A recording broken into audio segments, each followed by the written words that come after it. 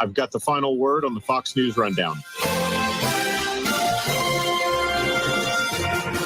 Former President Trump will be back in court this morning in New York for day 17 of his first criminal trial. And he may say something like this before going in, like yesterday. This trial is rigged. It's dishonest. It's a disgrace to New York. It's a disgrace to the country. I should be out campaigning now instead of sitting in a very cold courthouse. The former president calls this case election interference, which he doesn't think is working, touting a New York Times Siena poll of 6 key battleground states. Leading in Wisconsin, Pennsylvania, Arizona, Michigan, Georgia, and Nevada. Nevada, we are leading actually by 12 points. The Trump lead in Georgia is 10 points. It's a 7-point edge in Arizona and Michigan. But as for Wisconsin, which he also mentioned, the poll actually has President Biden up by 2 points there. The polling data has been wrong all along. The president told CNN's Aaron Burnett last Wednesday that we have the strongest economy in the world. No president's had the run we've had in terms of creating jobs and bringing down inflation. It was 9% when I came to office. 9%. But look, people have a right to be concerned. Well, President Biden is wrong about that inflation data. It was just over 1% when he took office in 2021, then surged to 9% at its peak in June of 22. It's come down since, but has ticked up a bit lately. We'll get the April price report tomorrow. But as for those polls showing former President Trump ahead, yeah, he's leading. On the other hand, Biden doesn't need to win all those states to retain the White House. Darren Shaw is a professor at the University of Texas, Austin, co-director of the Fox News poll and a member of the Fox News decision desk. If he wins Pennsylvania, which he's not in this set of polls, he's very close. He's 3 points down. If he wins Pennsylvania, he only really needs to pick up one out of Michigan or Wisconsin. So I think, interestingly, the focus is really shifting to those blue wall states that, that's the phrase that Hillary used in 2016, those upper Midwest states.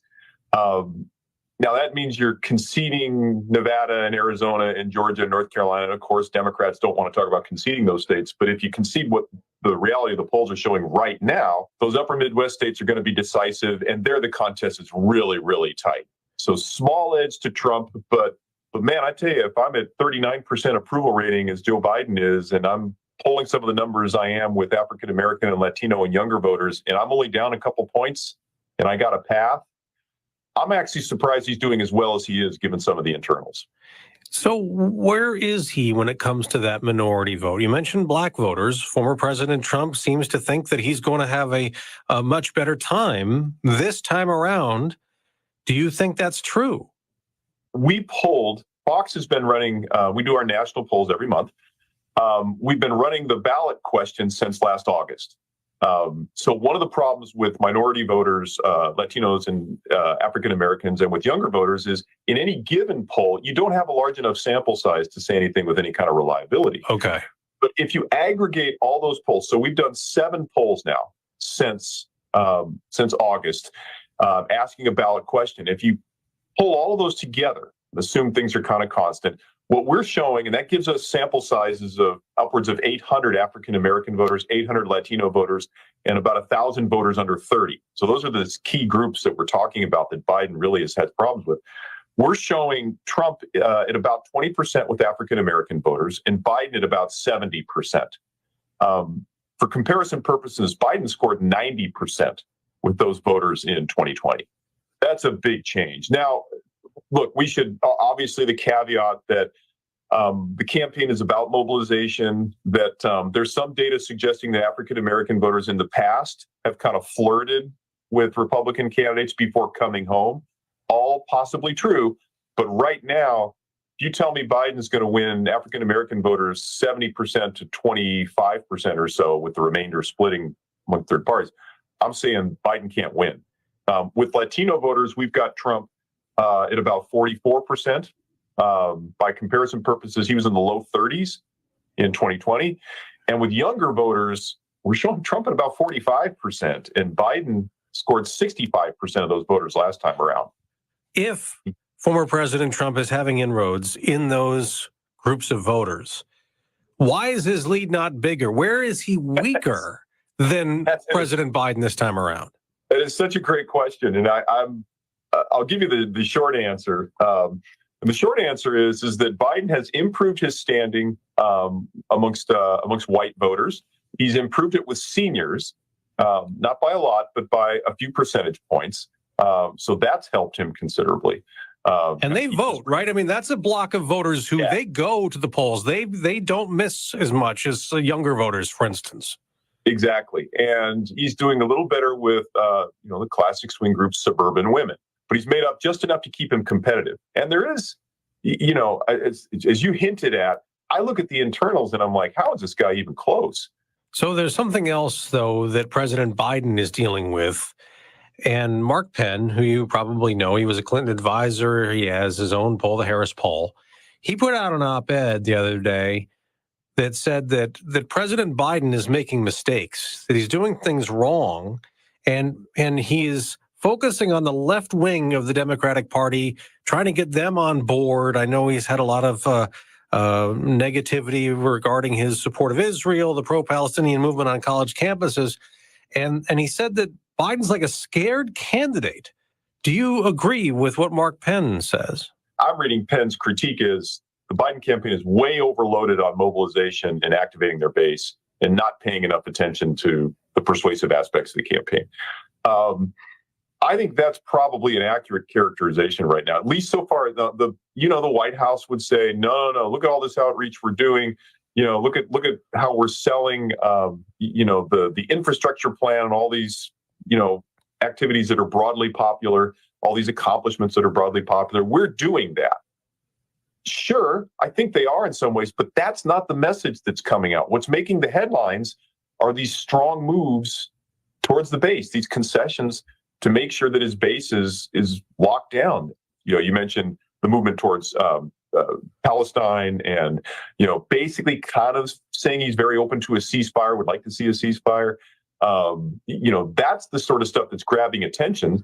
And so, it's tough to do both those things at the same time. And guess what? The persuasive stuff is not what's grabbing headlines. So most voters are looking at him and saying, he sure looks like he's catering to his left-wing base.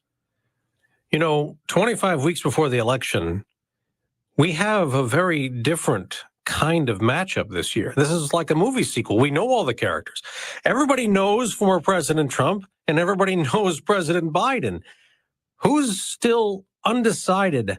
What makes somebody undecided at this point? I think there's this notion, I have this kind of game I play with my students where we talk about independent voters, undecided voters. And the classic characterization of these voters is that, they like one candidate on one set of issues, or they like some traits that one candidate has, but they also like the other candidate on another set of issues, or they like what they bring to the table in terms of personality, and they're conflicted. That's actually not what we find when we look at swing voters empirically, or what we call peripheral voters who don't necessarily show up for every election, but probably show up for the presidential. Instead, what we find is they're not that interested, they're not that engaged, they're not that involved. So believe it or not, I think there's a cachet of voters out there. Let's just ballpark it and say 5 to 7%, who don't have strong opinions. So your point is right. They know something about how could you not know something about these? Right. But they're possibly open for persuasion about what's going to happen in the next 4 years. And so I think the contest right now in a lot of ways is you got a Biden administration that has a lot of issue baggage. People think that they haven't addressed certain issues, border security, inflation, foreign policy, that they've had some perceived failures. Then you've got a Trump administration where people might have been kind of happier with them on issues. And it'll be interesting because I think those administrations have different tasks. I think Trump's problem is people think, well, we kind of like what he did on some policies, but he's got a big mouth. He was way overly aggressive. He tweeted in the middle of the night, et cetera. With Biden, does he even have a plan? Is he even aware of how much a box of Cheerios costs these days? It'll be interesting to see if the campaigns can fundamentally come to grips with those two different tasks. Yeah, when it comes to the economy, I mean, a lot of surveys give former President Trump the advantage. People liked his policies or have the impression that he was better on the economy than President Biden's been, and inflation seems to be creeping back up. That's not good for the president. If those numbers keep going up as we get toward November, that's very hard to overcome, would you think? It's one thing to say, hey, we've taken these steps and we think they're going to be effective, or we have a plan. It's another to look people in the eye and say, you're essentially not getting it. You don't understand how good the economy is. At some point, the White House has to come to grips with that fundamental issue, right? How do you take credit and say, well, we're underrated on the economy without insulting people by saying they're stupid for feeling the pinch of prices at the pump or prices at the grocery store? I'm not sure. I think, we mentioned 25 weeks. I think time is running out on the administration to recast people's appraisals of how they've handled the economy. The Trump legal issues. The trial continues in New York. There are these 3 other criminal cases pending. We still don't know, and we won't until on Election Day, what effect all this has on former President Trump. So far, it seems like it's not hurting him. Yeah. This might go back to our point earlier about, is there anything about these guys that we don't know? What's interesting is that of these 4 cases, so the January 6th case, the files case, documents from the White House, the Georgia election interference case, and this odd federal election campaign finance payoff to a porn star case in Manhattan, only the last one of these seems to be moving forward before the election. I think I'm not an attorney, but almost every attorney you talk to says it's the weakest of the 4 cases. It's a case that Trump has been able to cast as part of a lawfare, legal warfare against him. And you think successfully so far?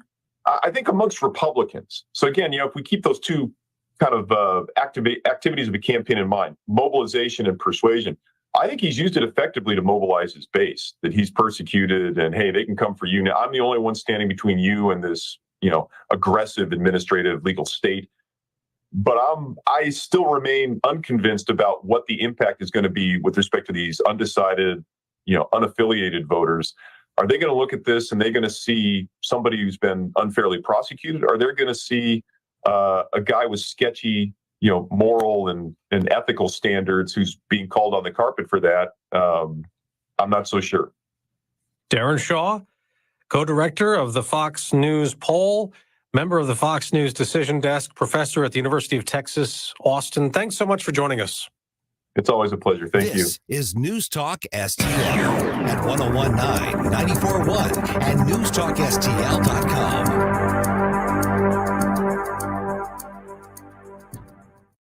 Hi, I'm Henry Winkler. My eyes are very important to me. My eyes connect me with everything I love. I loved my late father-in-law dearly. He always lit up a room, but his vision dimmed with age. He had age-related macular degeneration, or AMD. And since partnering with Apellis, I've learned there's an advanced form of dry AMD called geographic atrophy, or GA. His struggle with vision loss made me want to help others know about GA's warning signs. For some, colors appear dull or washed out. For others, hazy or blurred vision make it hard to see details, like fine print on price tags. Many have trouble seeing in the dark, making driving at night difficult. GA gets worse over time and cannot be reversed.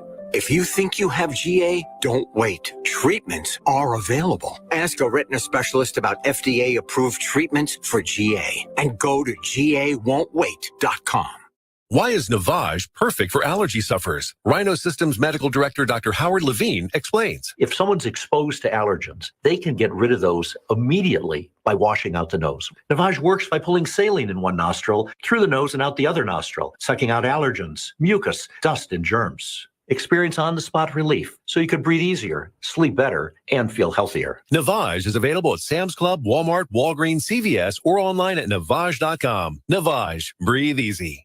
Do you have over $10,000 in credit card debt? If you're feeling the financial impact with unprecedented economic challenges, DebtBlue is here for you. With DebtBlue's Success Guarantee, you pay nothing unless your debt is reduced or completely resolved. I'm just living sky high right now. I'm very thankful for it. And the team at DebtBlue are phenomenal. They're able to work with you. They're great. Call for your free debt resolution information now. 800-200-6895. 800-200-6895. Columbo and Katie. A Columbia University student tore up her diploma on stage at graduation. I'm sure that scored points with future employers. We'll get you the latest news Tuesday. Plus, we'll talk to Crane Durham at 2:20.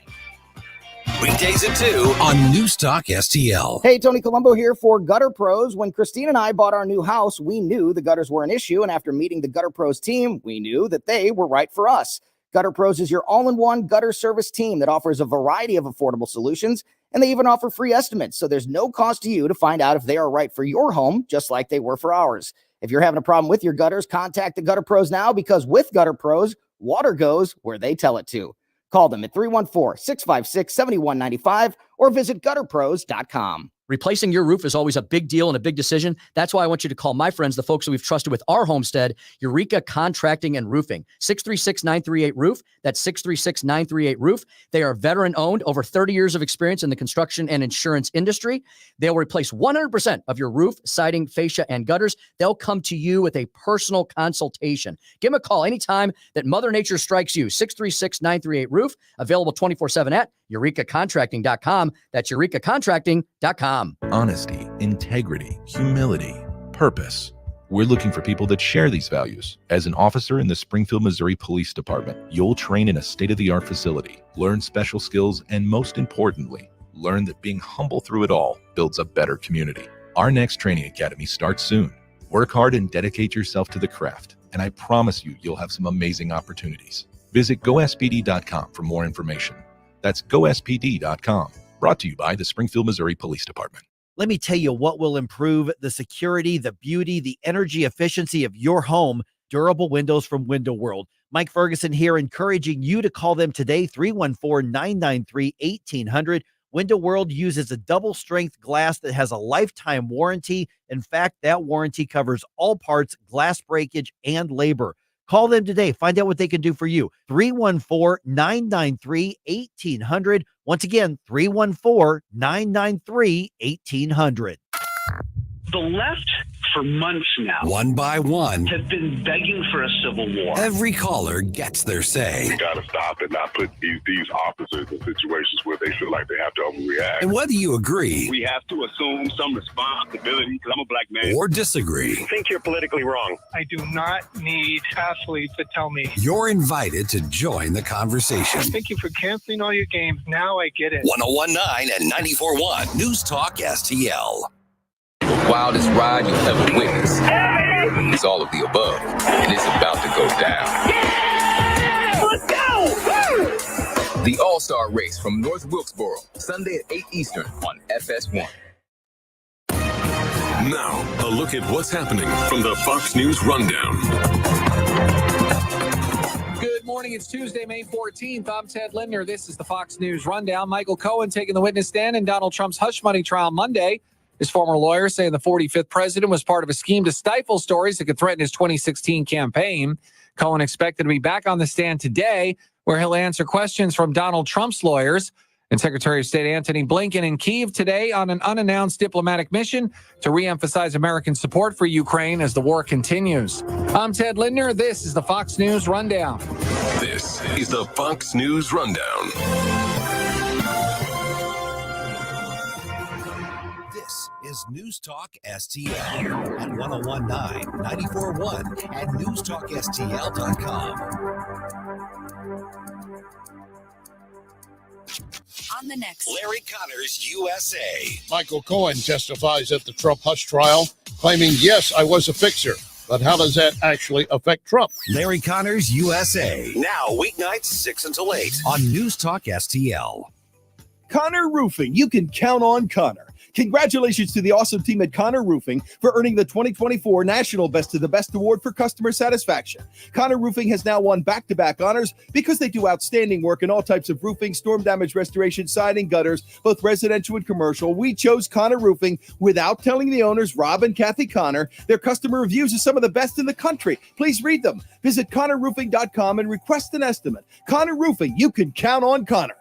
Is your retirement income at risk if you or your spouse needs nursing home or in-home care? Hi, I'm Eric Robert, Director of Investments with the ClearPath Wealth Management Group at Stifel and host of On the Money, Saturday mornings at 9 on News Talk STL 1019. The cost of long-term care is one of the biggest risks in retirement planning. For many retirees, a single nursing home stay can cause a significant reduction in assets that can permanently reduce your retirement income. Fortunately, there are affordable and flexible options available today that can help you manage the cost of long-term care. Our team can help you address the risks relevant to your retirement, including long-term care. To schedule your free retirement plan consultation, go to clearpathinvesting.com. That's clearpathinvesting.com, or call us at 636-695-2650. That's clearpathinvesting.com or 636-695-2650. Stiefel Nicholas and Company Incorporated, member SIPC and NYSE. Hey, it's Tony Colombo for the Cleaning Pros at Zero Res. Zero Res knows there's nothing more important than the health of your family, and the health of your home has a direct impact on that, and that's why they have this great offer for the month of May. Book a cleaning now and mention the Colombo special, and you'll get 3 rooms of carpet cleaned starting at just $129. Plus, you can take $50 off your air duct cleaning. Keep your home clean and healthy with the pros at Zero Res. Just mention the Colombo special when you call 314-474-2020 or when you book online at ZeroResSTL.com. The O'Reilly Update, brought to you by Seavers JCB. Visit them at their St. Peter's location. Bill O'Reilly here, and I'm warming up. Stand by for the O'Reilly Update Morning Edition. But first, you can now watch new episodes of the No Spin News live on Samsung TV Plus. Tune in each weeknight at 8 p.m. on the First TV for breaking news, honest analysis, and the best election coverage in America. Please join me, Bill O'Reilly, at the First TV, now available on Samsung TV Plus. Start watching today on your Samsung television, Galaxy devices, or the Samsung TV Plus mobile app. Check out the No Spin News each weeknight at 8 p.m. on the First TV, Samsung TV Plus. On this Tuesday, the New Jersey State Police report nearly 100,000 human beings showed up for a Trump rally in the aptly named Wildwood town on Saturday. To quote Hyman Roth to Michael Corleone in Godfather 2, what does this tell you, Michael? Well, a number of things. First, President Biden couldn't get that kind of crowd, even if he forgave everyone's credit card debt who showed up. Secondly, New Jersey's a blue state. It's not Texas. So a Republican candidate scoring there is significant. Then there's the bogus New York City trial. Doesn't seem to have held the crowd back, does it? If Stormy Daniels was performing in South Jersey, how many would have shown up? Maybe her cat. And how about Manhattan District Attorney Alvin Bragg? Do you think he would draw a crowd? Donald Trump is actually winning the pre-election, despite the corrupt forces arrayed against him. It is kind of astonishing. One danger, however, this kind of rally turnout tends to embolden Mr. Trump. He gets wound up. He may get over enthusiastic, but most of all, he gets emboldened. Not sure he needs more bold. Back after this. If you own a vehicle with less than 200,000 miles, listen up. Car Shield is a low-cost monthly vehicle protection plan now available to you. This protection plan is at an all-time low price. Please call 800-925-7584 for a free quote.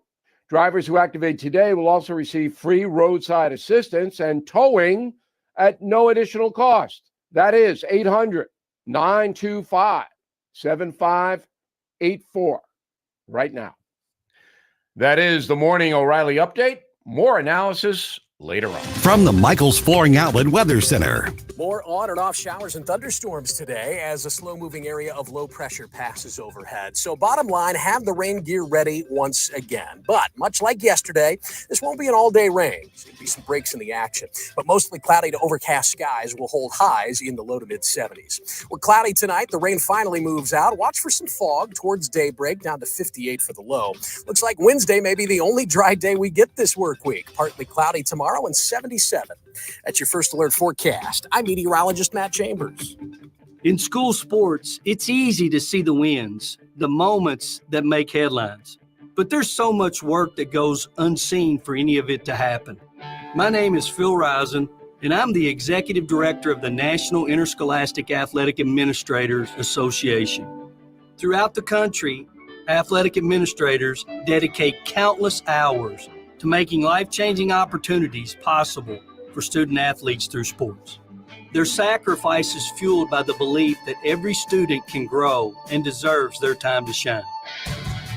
On behalf of the NIAAA, we want to thank every athletic administrator for your tireless dedication to providing 7.8 million students across the country a path to a better future. This message presented by the NIAAA, the National Interscholastic Athletic Administrators Association. So many ways to listen to News Talk STL. Come join the conversation. Enable our Alexa skill. Hey, Alexa, play News Talk STL. Welcome to News Talk STL, conservative talk radio for St. Louis. Always streaming at newstalkstl.com or on your radio at 1019, 94.1 and 99.1 HD3. News Talk STL. News, analysis, and opinion. Welcome home. Watch us on our live stream using Rumble, Facebook, and Twitter. Get up, St. Louis. It's Mike Ferguson in the morning. We knew the stupidity was going to happen to some degree at Wash U's commencement. And yesterday we didn't really know what it was going to be, but now we do. So the pro-terrorism, the pro-Hamas, they would rather be called pro-Palestinian, but I don't care what they want. They decided to make a ruckus outside of Wash U's commencement, just showing the world what complete morons they actually are. Fuller update comes your way here in just a little bit on the morning news dump. Hey, good morning. Otherwise, Mike Ferguson here. Thanks for making News Talk STL part of your day. Of course, now we're down in political stuff to the last week of the legislative session on the Missouri side of the News Talk STL listening area. And of course, a lot of tension, a lot of dynamics that are just infuriating to conservatives and people who are into the free markets and, just generally the people on the right. And where do we go from here? Where there was a lot of flurry of activity on Monday, which once again, I'm going to update you on here in the news dump in a little bit. But the bigger question is, where do we go from here? And why is it so important we get the big things done? Here's what State Senator Andrew Koenig had to tell us on Monday's show. The budget, agreed to, sent over to the governor. So we'll see what he does with that, whether he does any line items or anything like that. But that part got done. Now you've got a number of bills that the clock is really ticking. The frustrating thing, Andrew, to me is that 6 months ago, we all said this is exactly where we were going to be at the end of May or at the middle part of May. And here we are. One of the biggest issues, initial petition reform, still hanging in the balance. We don't know if this is going to be held up, frankly, by some key Republicans. And the Freedom Caucus, you all sounded the alarm on this in the first days of the legislative session, saying we don't want this to get down to the last day, but that's where we are right now. What's the status and what's your gut tell you about that? Let's start with initial petition reform. Yeah, first, obviously, the initiative petition reform is one of the most important things we can do. Why? Because they want to put a right to abortion in the Constitution. They want to do ranked choice voting. They want to do all these liberal things because they can't get it through the legislature. So we got to protect our Constitution. Right now, it's a simple majority in order to change the Constitution. And so we want to make that higher threshold. Compare that with the U.S. Constitution. You have to have 3/4 of the states, almost 75% of the states, in order to ratify a constitutional amendment. And so it should be much higher than a simple majority. Now, the problem that we had is it was brought up earlier in session several months ago. And when it was brought up, we couldn't get 18 Republicans to stay to meet a quorum after 21 hours. And so the provision, it got a stripped down version, got sent to the House. The House loaded it back up with some good stuff, citizen voting, no foreign interference into our elections from foreign governments, and they sent it back to the Senate. Right now, we have two options. We have two vehicles. We have a House version, HJR 86. We have the Senate version that we passed earlier in session that was stripped down, and that's SJR 74. I believe we will get initiative petition reform done. I'm very optimistic that we'll get it done. We are not going to do anything else this session unless we get it done. So either we bring it up, we have the PQ votes, and we get it passed, or we bring it up, wait the Democrats out and get it passed, or session ends. Those are the only options. Okay, real quick, let me jump in there. I mean, we wait the Democrats out, but the Democrats really aren't the holdup on this. I mean, isn't it some of the Republican leadership still? Yeah. So, I think the most problematic part of leadership would be Patterson in the House, and then Caleb Browden in the Senate. Right now it's on the Senate floor. So the floor leader holds all the cards, Cindy O'Loughlin. The president pro tem right now can't do anything about that. Morning, Andrew. Gabe Pfeiffer here. So a lot of voters are feeling kind of powerless in this regard. We sent Republicans into a supermajority. We said, okay, get Republican things done, and we're still kind of sitting here waiting with the bag, and we're feeling as though there's nothing we can do. Is there something that a Republican voter can do right now to help move this along? I mean, obviously they can make calls to their senator or their, or Senate leadership off the offices. But like I said, it all comes down to whether or not we have 18 Republicans to shut down a filibuster, or whether or not the Democrats will ultimately sit down before the end of session. See, and here's what's frustrating on this is that the Democrats are generally irrelevant if the Republicans want them to be, because voters have sent so many Republicans. But when there is a time deadline, any one Democratic senator can run out the clock because the leadership has allowed this to drag on until the last week. And so I think that's where so much of the conservative frustration, is right now. Part of the problem is we have 24 Republicans, and there's about 6 or 7 Republicans that refuse to shut down a filibuster under any circumstance. So it doesn't matter what the issue is. And I believe that's not the correct way of going about things, because, when I passed the heartbeat bill, the reason I was able to get it done in the last week of session is because there was a threat of the filibuster. A threat of shutting down a filibuster. You get 18 signatures. The Democrats don't want a previous question motion moved on them. And so they're much more willing to basically sit down when that threat exists. But if that threat doesn't exist from the outset, then why wouldn't the Democrats just continue to filibuster? Okay, and then we've got a question from somebody in the audience here in just a second. But obviously, initial petition reform, the urgency is because of, like you said, that pro-abortion constitutional amendment that probably has enough signatures to get on the ballot. But what other loose ends, important loose ends, need to be tied up this week by the end of the session that are still out there? I mean, the attention is going to be on IP reform, but there's still other things that need to be done. Yeah, I mean, we passed last week. The Senate passed an anti-eviction moratorium, anti-squatters bill. I believe this is is critical to personal property rights. So the Senate passed that. That's over in the House. I have an income tax cap to be put in the Constitution right now. The Senate has already passed that. That is in the House. There's several provisions that the House is kind of sitting on, and the House can move as quickly as they want because there is no filibuster in the House. So it's not uncommon for them to wait for the last couple of days and try to do on things that they control. Hey, good morning, Andrew. Sal Ponticus here. You're running for treasurer in the state of Missouri. So we've got a question for you from a listener who mentions that according to your website, which I believe is electandrewkoenig.com. Is that right? Yes. Mm-hmm. Okay, good. Your vision includes eliminating waste, fraud, and abuse in state government. So the question is there some way to defund or curb the spending on DESE? Yeah, so I mean, obviously that has to be done through the legislature. So last week, 2 weeks ago, the Freedom Caucus did a 42-hour filibuster, of which I participated in. I'm part of, and I would say for about every hour that we filibustered, we saved the state $50 million.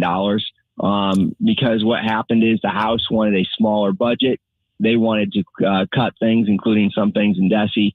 And what ended up happening is because this is getting a little bit deep in the weeds, but they had to pre-conference, and the Senate did not want to go into special session over the budget. So they took the House position, and over $2 billion was cut from the budget because of our filibuster, the Freedom Caucus filibuster. Andrew, if you had to grade this session,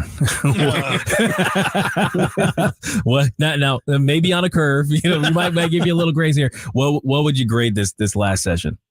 I mean, I think it completely depends on whether or not we get IP done. If we get IP done, I'm going to say it's an A. If we don't get IP done, I'm going to give it like a D.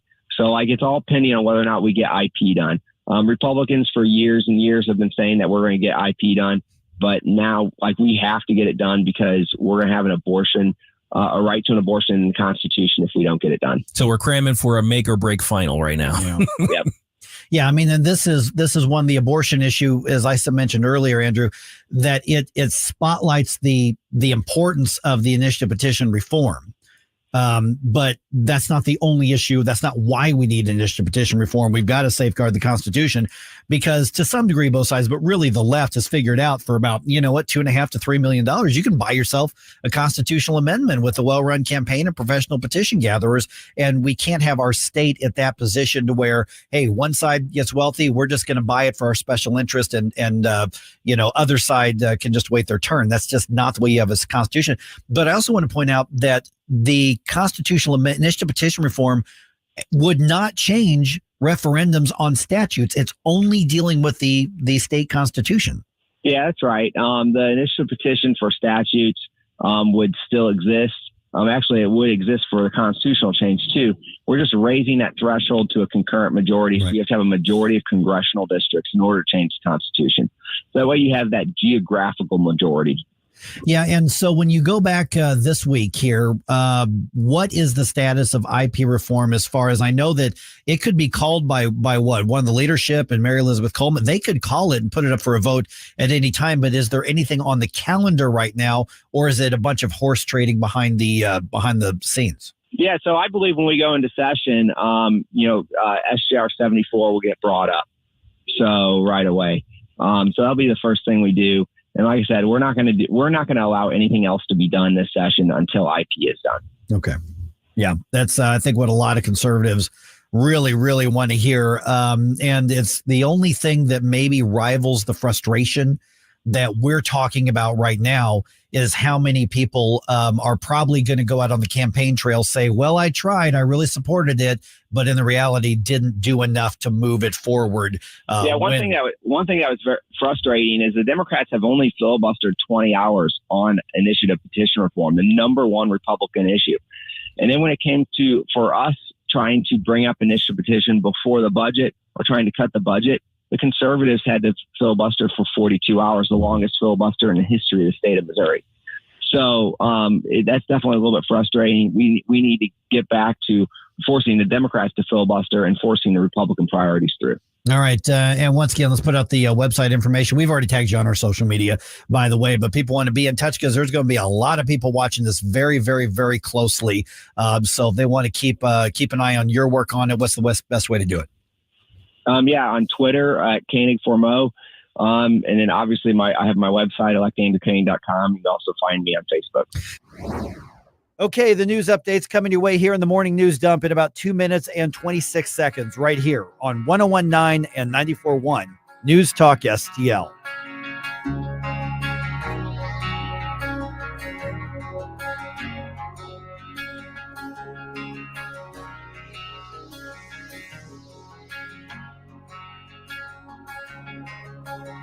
Like us on Facebook at News Talk STL.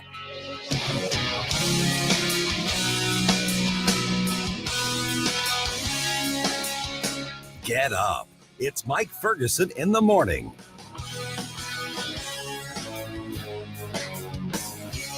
Number one for live and local conservative talk. We need accurate information on this election. 101.9 and 94.1. I follow the news pretty much throughout the day.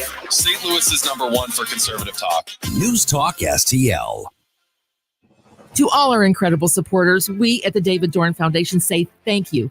Your 5-star online reviews that you recently posted are beacons of encouragement on our mission to assist first responders. And a shout out to Steve Katraba, who reviewed us with these powerful words. The Dorn Foundation continues to fill a need in the public safety community and thereby to the public. Steve, your words are more than a review. They show the impact we're making for first responders. To read more strong reviews, Google the Dorn Foundation now.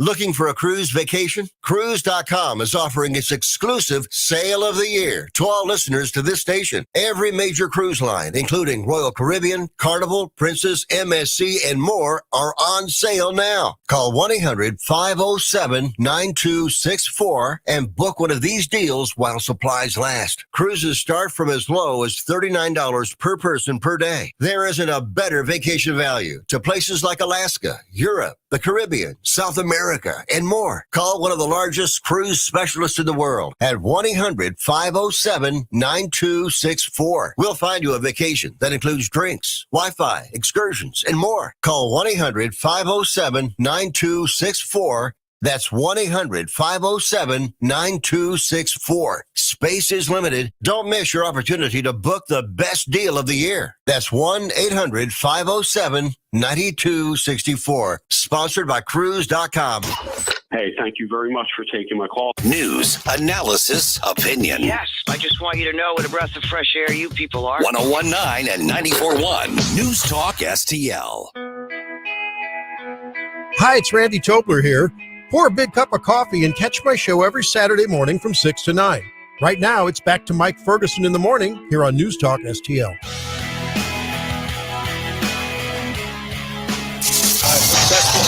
Wake up, America. It all worked out. They got all the news. The morning news dump. All right, here's where we are in Jeff City. The Republican establishment did their best to set IP reform up for failure, and now they've handed off the job to the Democrats in Jeff City. Oh, wonderful. Yeah. Pretty much exactly what we thought they would do. The tactic is very clear right now. And also, as expected, anti-Semitic bigots make their voice heard at WashU's graduation. But it does look like WashU kept the damage as minimal as possible to the actual ceremony. Seemed as though they handled it pretty well. As well as you could, yeah, to give credit. And I'm a big critic of WashU, but I'll give credit where credit's due. I just call balls and strikes. I think they did as well as they possibly could. And a music legend from St. Louis passes away. Oh, okay. Yeah, that's the news I woke up to this morning. All right, it is 5:50 right now. I'm Mike. All right, establishment Republicans delayed initiative petition reform. We've been talking about that for, 5 months now. And now Democrats in the Missouri Senate have a chance to kill it off. So think of it as a track meet where somebody's carrying the baton and they hand it off to somebody else, and somebody in a red tracksuit hands it off to somebody in blue tracksuit. That's what's going on right now. Now that we're in the final week of the legislative session, anything not passed by the deadline on Friday is going to have to wait until next year. So Democrats started to filibuster on the IP reform bill. So that's been going on about 15 or 16 hours right now. They're working in 3-hour shifts. They don't have that many of them, but if they work in 3-hour shifts and just read books or whatever, they're going to do there, then they're going to try to stretch this to the point where they're hoping Republicans will just give up. Oh my God, they're filibustering and we're not going to get anything done this year. Yeah, exactly. Sadly true. Yeah, that may be true this week. Yeah, exactly. All right. There wasn't much disruption inside the WashU commencement ceremony on Monday, despite some loud pro-Hamas protesters outside of the venue. Graduation ceremony happened at the Francis Olympic Field. Protest led by intellectual giants Resist WashU and the St. Louis Palestinian Solidarity Committee chanted and held signs and annoyed the decent people who attended the commencement. The bad people who attended the commencement probably cheered them on. But the protesters were kept outside of the field itself. We'll go into a little more detail on that still ahead here. All right. President Biden withholding a shipment of aid from Israel until Israel's military gives them a plan that the White House says they're going to approve to deal with going after Hamas. So Prime Minister Benjamin Netanyahu, he says the Israeli Defense Forces are going to go ahead with the invasion of Rafah in southern Gaza, regardless of American support or lack of, because Benjamin Netanyahu is more of a leader than Joe Biden. On Fox Business's Mornings with Maria, Senator Rick Scott, Republican out of Florida, says we are leaving Israel vulnerable. What would you do? I mean, they're killing your fellow citizens, and they're telling, and Blinken and Biden want Israel to get out of Gaza. I mean, who's going to go in? Egypt's not going to help. Who's going to help? Is the United States going to go in and do anything? And so, I mean, this makes no sense. Okay, so President Biden now upping the ante with the implication. So there's an implication of a possible threat, then there's the threat, then there's the withholding. So President Biden now says Benjamin Netanyahu has not yet crossed his, meaning the president's, red line, and the U.S. will continue to support Israel's Iron Dome defense system, at least for now. So Joe Biden has actually implied that there is some line Israel could cross where we would stop supporting or selling them parts and missiles for their 100% defensive Iron Dome. The idea that the Iron Dome is even in the conversation should show you how close we are as a nation to turning our back entirely on the state of Israel. That type of rhetoric is very irritating. Oh, it's infuriating. Yeah. Absolutely it is. It's so angry. So angry. All right. Speaking of President Biden, Congressman Corey Mills, he's a Republican out of Florida. He is filing articles of impeachment against Joe Biden. He says he's got multiple grounds, including the ongoing illegal immigration influx at the southern border and the current aforementioned stance on the Israel-Hamas war. He was on Fox Business's Mornings with Maria. There is a plethora of impeachable offenses. We could have looked at the failure and the violation of the Take Care Clause to enforce federal laws on the border. We could have done the separation of power abuse, where he is still trying to utilize money to buy votes for the college bailout. Okay, now this is separate from the ongoing impeachment inquiry into President Biden that began in last September. So Republican leaders acknowledging that they don't have enough from that to put up articles of impeachment that they think are going to stick in the Senate. I've got news for you. None of it's going to stick in the Senate. And the articles actually filed by Representative Mills probably not going to go anywhere, even if there's truth in them, because you know what? This is an election year, and it's just not going to happen. All right. Maryland Governor Wes Moore was discussing his region's future after the collapse of the Francis Scott Key Bridge. We haven't actually updated on that one in quite a while here. No, we haven't. Yeah, he emphasized that rebuilding the bridge is absolutely crucial. Of course, his concern is the economy of Maryland, but the reality is it's really important to that entire region. Rebuilding the Francis Scott Key Bridge is not about nostalgia. It's about necessity. This is a critical artery of commerce at the Port of Baltimore and all along the I-95 corridor. We need this bridge rebuilt, and we need to get it done with full congressional support. All right. None of that is wrong. Everything he just said in that clip is correct. Mm-hmm. Yeah, it's crucial. And it's an interstate system as well. So there actually is a legitimate role for the federal government to get in there. Rebuilding the bridge is estimated to cost at least $3 billion, which means it'll cost $3.5 billion. The bridge collapsed after a cargo ship crashed into it. That was back in late March. And so all that debris, and unfortunately the bodies of the remaining workers who were thrown into the water are still under the water there, but they do have shipping lanes open. So commerce has been reopened for cargo ships, but that was a major artery just on traffic. And we talk about people driving their cars. You're also talking about 18-wheelers and shipments and all that sort of thing as well. Month and a half already, going on 2 months. Oh my goodness. Yeah.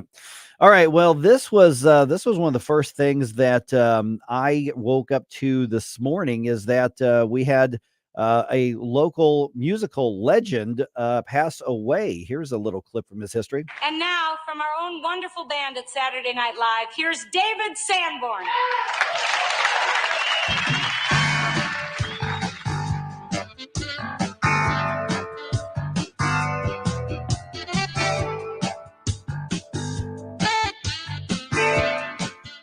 All right, Nick Kirkwood native David Sanborn, legend of jazz and pop and even some rock saxophone, died at the age of 78. He'd been battling cancer.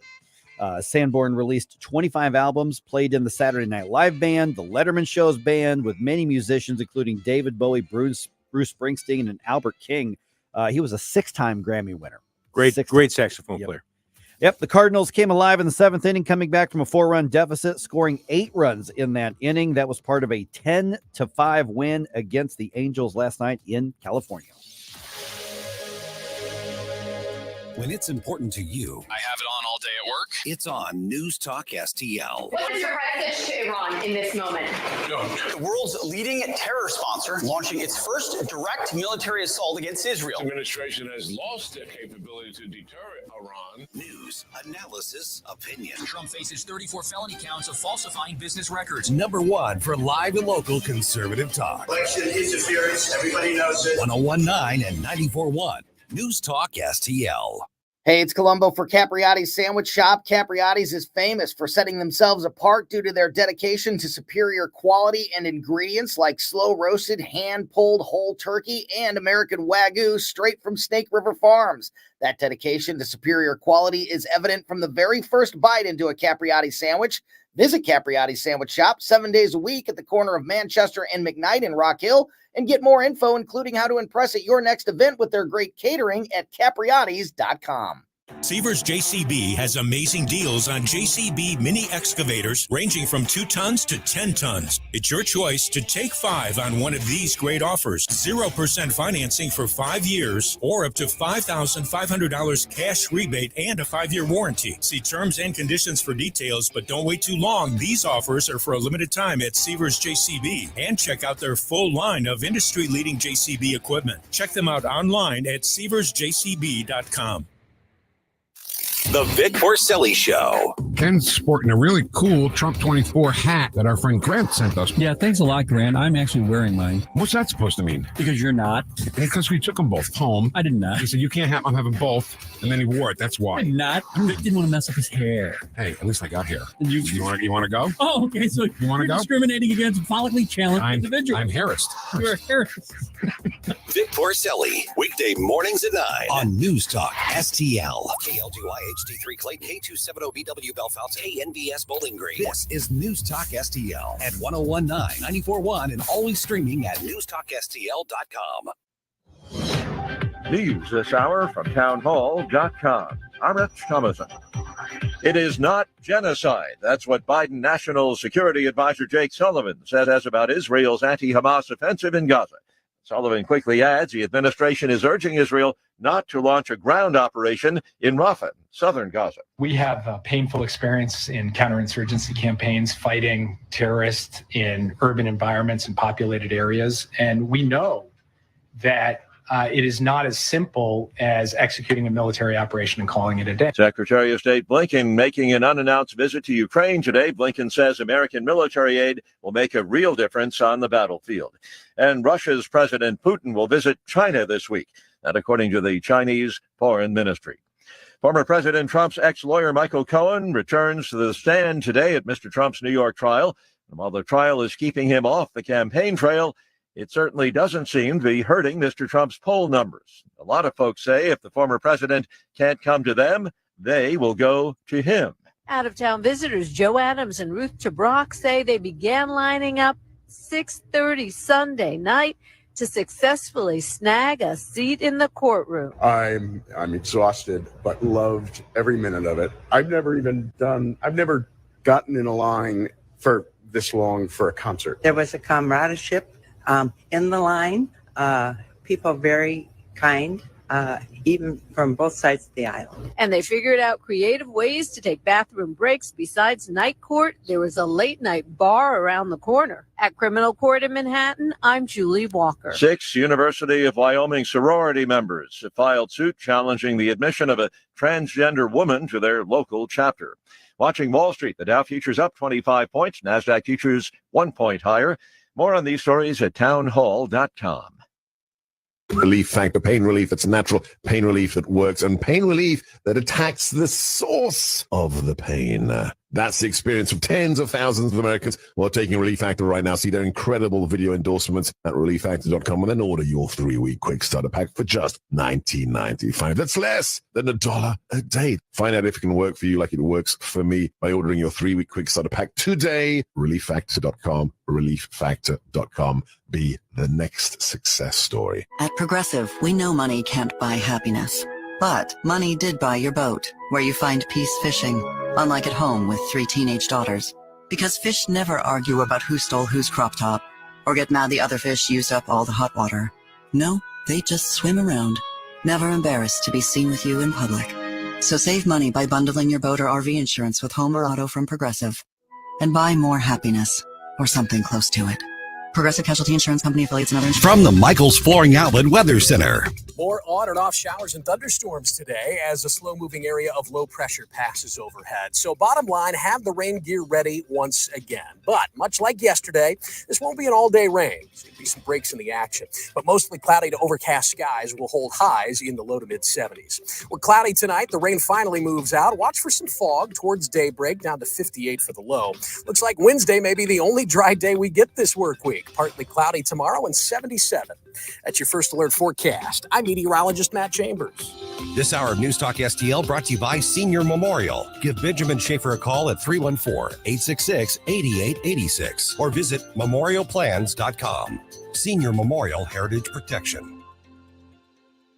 Greece is cheap. But the airfare costs a fortune. Paris? Not much closer. And again, airfare. What about Puerto Vallarta? Let's face it, flying anywhere is just too expensive. Wait, what's this? Low-cost airlines. With one call to low-cost airlines, you'll drastically slash your travel costs. We're talking insanely low airline prices to any of your favorite destinations. Where would you like to go? London, Rome, Costa Rica, Australia? Wow, that's cheap. So why wait? Call now to learn how crazy cheap it is to fly anywhere in the U.S. or international. Our prices are so low, we can't publish them. The only way to get them is to call to instantly hear the most amazing best deals on airline travel. It's that easy. So call now and start packing. 800-515-2397. 800-515-2397. 800-515-2397. That's 800-515-2397.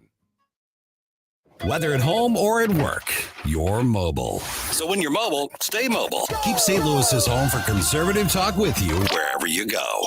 Download the News Talk STL app in the App Store or at newstalkstl.com. Mike Ferguson. I'm the world's heavyweight wrestling champion. Gabe Pfeiffer. I'm Batman. Get up, in case you hear the alarm. Get up, get up. I want to be clear, I'm not going nuts. No. Mike Ferguson in the morning on News Talk STL.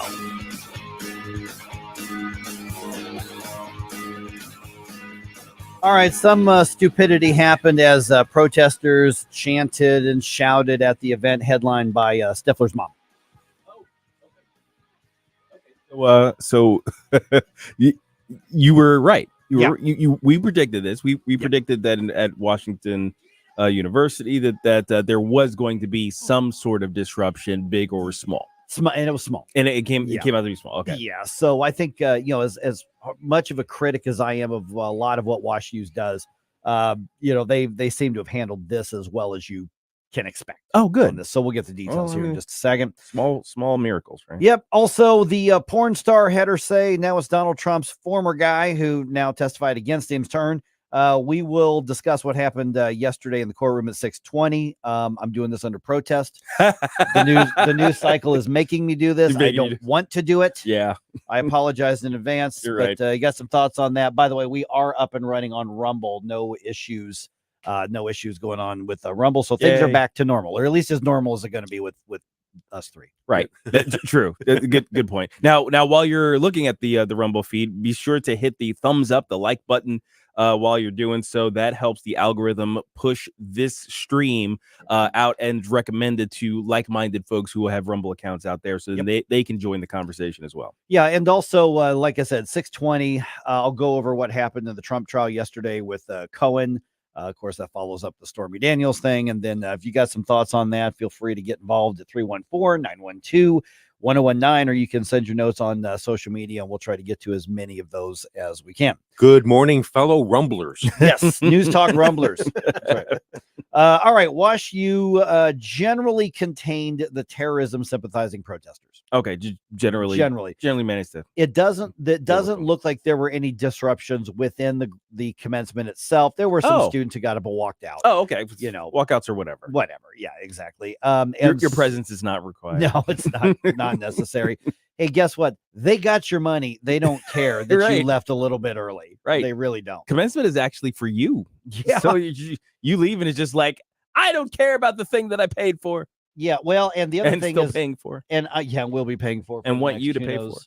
How many years? But here's the other part of this. Is that when you go and stomp around, you're basically claiming, look how important I am. Right. I have something to say. Never mind that the 3,000 other graduates there, or whatever it is that they had there, their day is now, you're commandeering their day. Right. But this is typical entitlement, young leftist thinking. Yes. Is I am young, I am leftist, and what my feelings are overruns the needs or feelings of anybody else around me or in the world. Yes. And the thing is, this is decidedly different than, let's say, if I'm at a church and I hear something that I don't like coming out of the pew. I mean, not that something that, tests me, because that's what the Bible's supposed to do, right. but something that is basically, antithetical to Christianity. If I hear any of that garbage, I'm going to get up and walk out. But that's because it's something I wasn't expecting.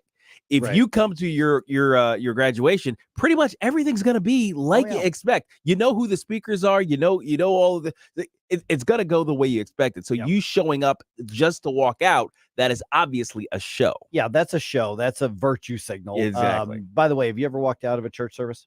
I have. I have not. I've been lucky enough not to have gotten to that position. I actually have walked out of a couple of church services. I wasn't members of wasn't a member of the church. I just I can't.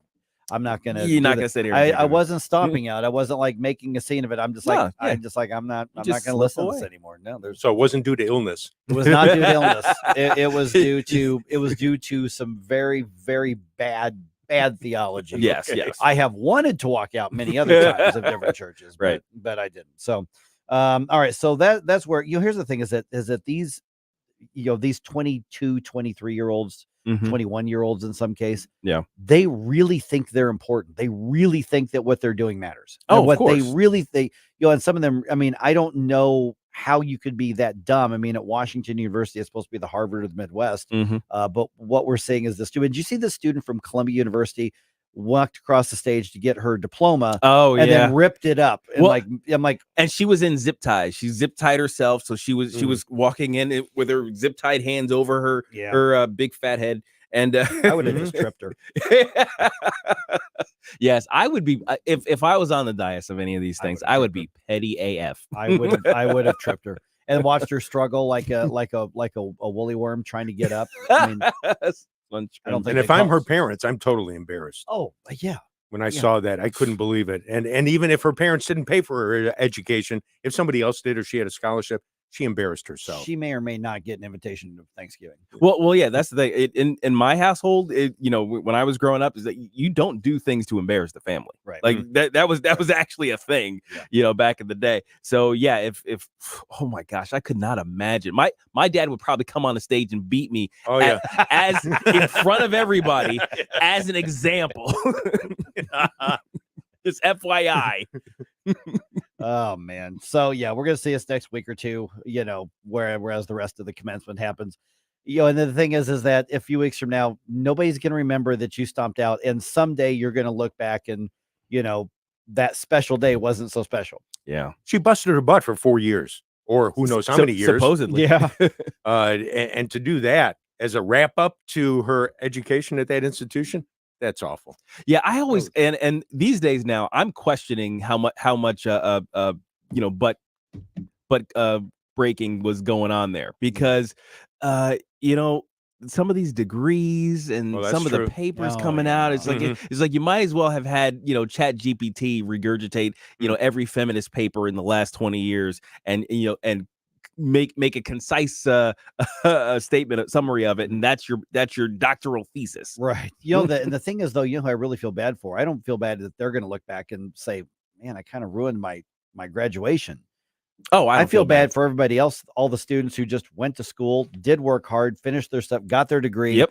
But what's in the news? Well, these lunatics who literally are supporting a terrorist organization decided to disrupt, and that's what the headlines were. It's pretty crazy. Yeah. And your relatives are going to ask you, was that your school? Yep. Did I watch the video? Yep. Yeah, sadly. That's it. Now, there was a disruption at my graduation. I don't know if you guys told No, I told you this no. story.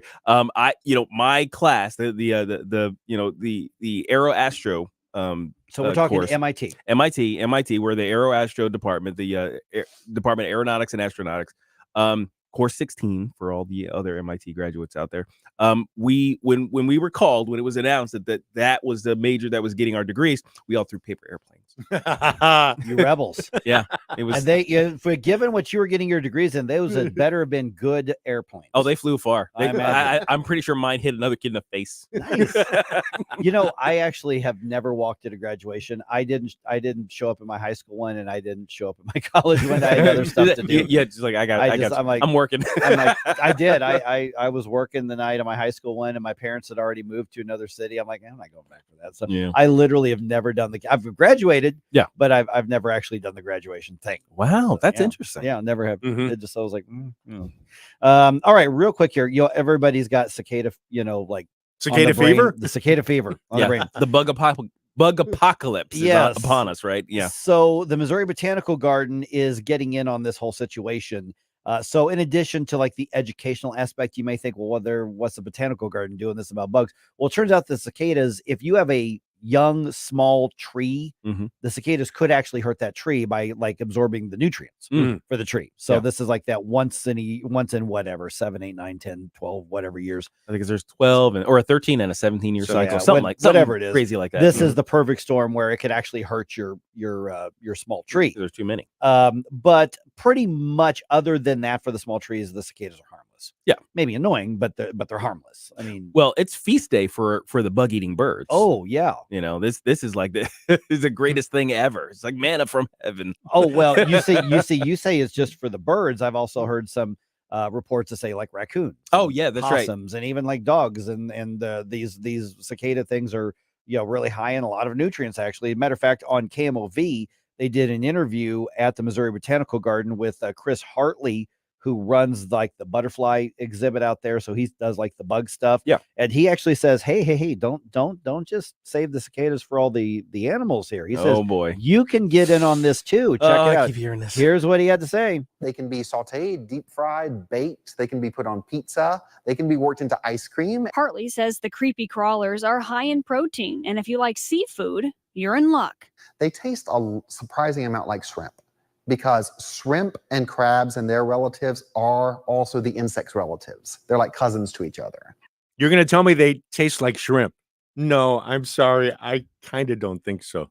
Well, shrimp aren't shrimp basically the cockroaches of the ocean?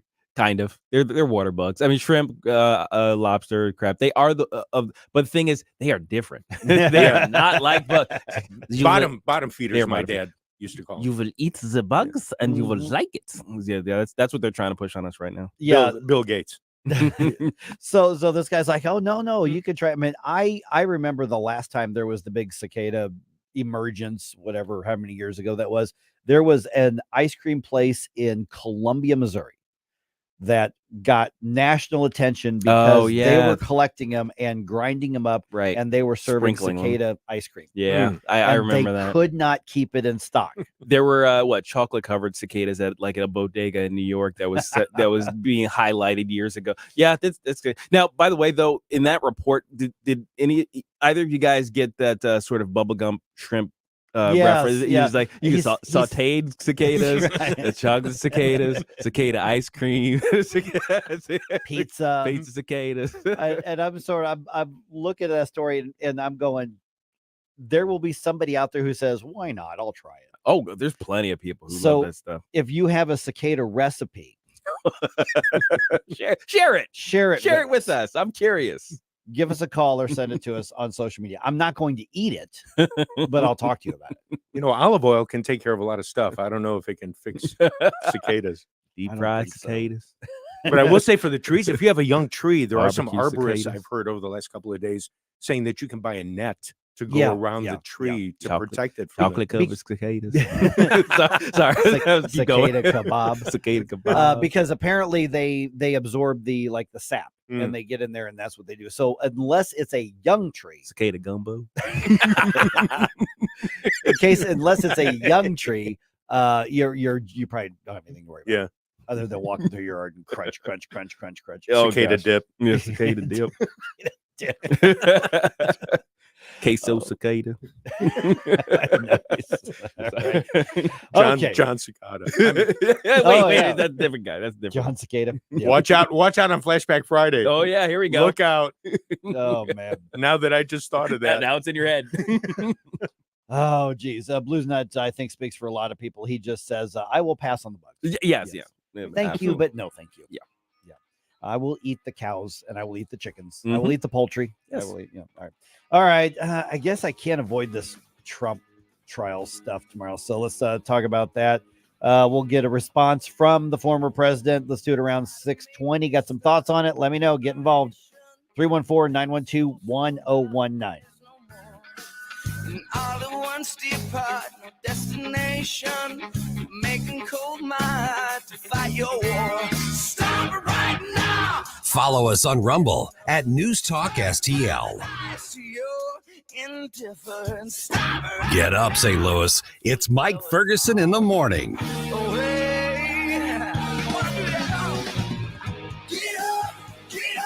Can't you hear the alarm? Get up, get up. To have a roof over your head, a nice roof over your head, is very important. That's Rick talking about his experience with Rhino Shield ceramic coating. We got Rhino Shield 18 years ago, and they're very cooperative on getting us the right paint. They're in and out and done in no time. Once it was finished, looked great. We were very happy with it. The main reason Rick called Rhino Shield is because it's backed by a 25-year transferable warranty. We've watched a lot of people get their house painted 3 or 4 times, and we haven't had to do any of it. I don't know about you guys, but I don't want to have to paint it every 5-7 years. Take a tip from Rick and put down the paintbrush and call Rhino Shield for your free evaluation. 877-25-RHINO.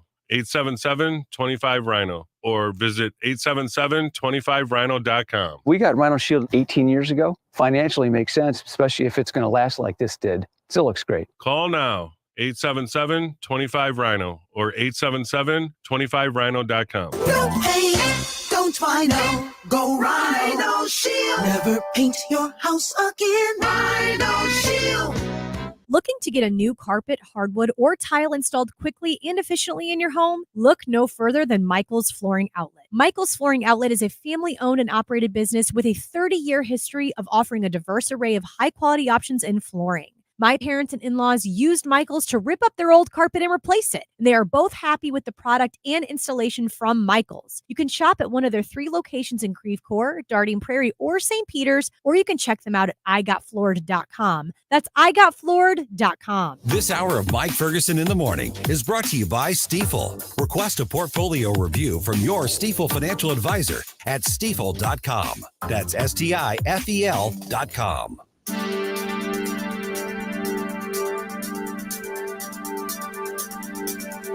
Danny Define with the Next Gen, airing every Sunday at 10 p.m. right here on News Talk STL. Now back to the show with Mike Ferguson in the morning.